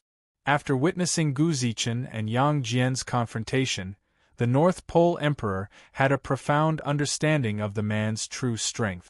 Even Yang Jian, who'd ascended to godhood, was no match for him. Just how strong was he? There was no shame in addressing an expert like this as senior. In the past, we've always received rewards based on our rankings, but this time is a bit different. We'll be voting. Gu Zichen narrowed his eyes at the immortals and smiled. The position of Master of the 3 Realms has been empty for far too long. Furthermore, given your current situation, you really do need someone to take charge. The purpose of this struggle is to select the Master of the 3 Realms. The selection process is based on the reputation leaderboard. In other words, the people standing here right now will vote. The final candidate will be chosen based on the number of votes cast. Do you have any objections? The immortals glanced at each other in astonishment. The Master of the 3 Realms. This hadn't happened in hundreds of thousands of years. Since the 3 realms had developed so smoothly, they'd practically forgotten about the Master of the 3 Realms. But now, Senior, the ancient texts have recorded this. The Master of the 3 Realms reappears, and the three realms face a crisis of life and death. Now you're suddenly saying. The Flame Emperor's gaze was solemn. Could it be that the three realms have already reached that point? Don't tell me you don't think so? Gu Zichen's eyes narrowed into slits as he swept his gaze over the various immortals. Just look at all the turmoil you've experienced in the past few years. Haven't you sensed anything strange? I'm not trying to scare you. Right now, your three realms face a crisis of life and death. You need someone to take charge. The immortals were astonished. All right, there's a fierce battle going on outside, so don't waste any more time. If no one has any objections, hurry up and start voting. He snapped his fingers, and a voting card appeared in each of the immortals' hands. Let's begin. Just as the immortals were hesitating, there was a sudden commotion in the crowd. They saw a bald youth walk up the stairs. Chapter 874. Chapter 874. The meeting of the two emperors. The youth wore the Buddhist domain's kasaya and a string of sandalwood prayer beads in his hands. He smiled calmly and sauntered over to the voting booth. He swiped his finger across the paper, and the words Gu Li appeared at the top of the ballot. He tossed it into the ballot box, then took 2 steps back. He wore a warm, playful smile as he looked at Gu Zichen, then at Yi Zichen, who stood a short distance away. It's him. Fuxi frowned. The surrounding immortals were all astonished by the monk's sudden appearance. When the North Pole Emperor heard Fuxi's murmur, he asked, Brother Fuxi, do you know him? Brother Fuxi, do you know him? In terms of closeness, the Buddhist domain was the closest to the heavenly court, followed by the underworld. The immortal region had practically no contact with the Buddhist domain at all. The North Pole Emperor had never seen this monk before, but judging from Fuxi's tone, he knew him. North Pole, take a good look at who he is. Fuxi looked at the monk's back, but didn't respond to the North Pole Emperor. Before long, he looked in front of the Amitabha Buddha and frowned. Buddha, don't you think you owe me an explanation? His questioning tone caused the surrounding immortals' eyelids to twitch. In all of the three realms, no one dared speak to the Buddha like that. Of course, that didn't count the one-track-minded Yang Jian. He was a hothead who dared retort to anyone he saw. But Fuxi was different. As the representative of the immortal region, he always acted with propriety and propriety. For him to suddenly say something like this clearly meant he had his reasons. The Amitabha Buddha said nothing. Instead, the Flame Emperor observed the situation and spoke. Fuxi, Buddhist ancestor, I've always respected the Buddhist domain. That's why I allowed you to take him and that beast away. But now he's here again. Don't you owe me an explanation? Fuxi's expression gradually darkened. When the Buddha took Gu Li and the beast away, what did the great strength Bodhisattva say?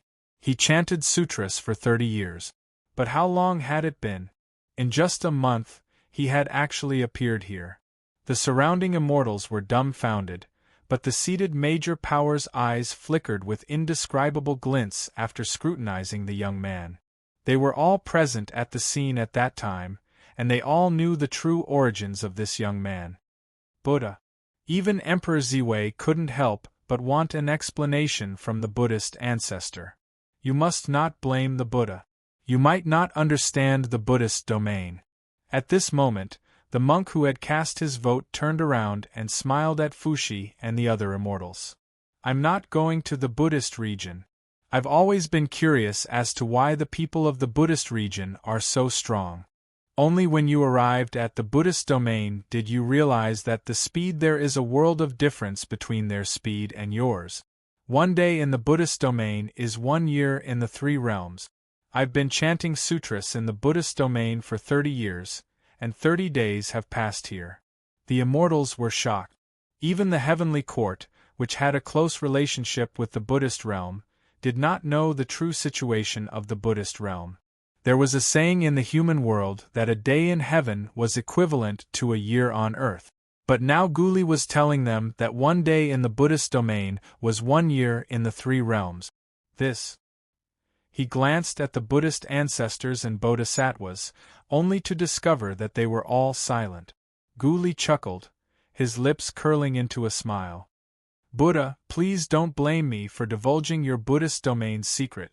Although he was bowing, anyone could see that he was fearless at this moment. He really was fearless.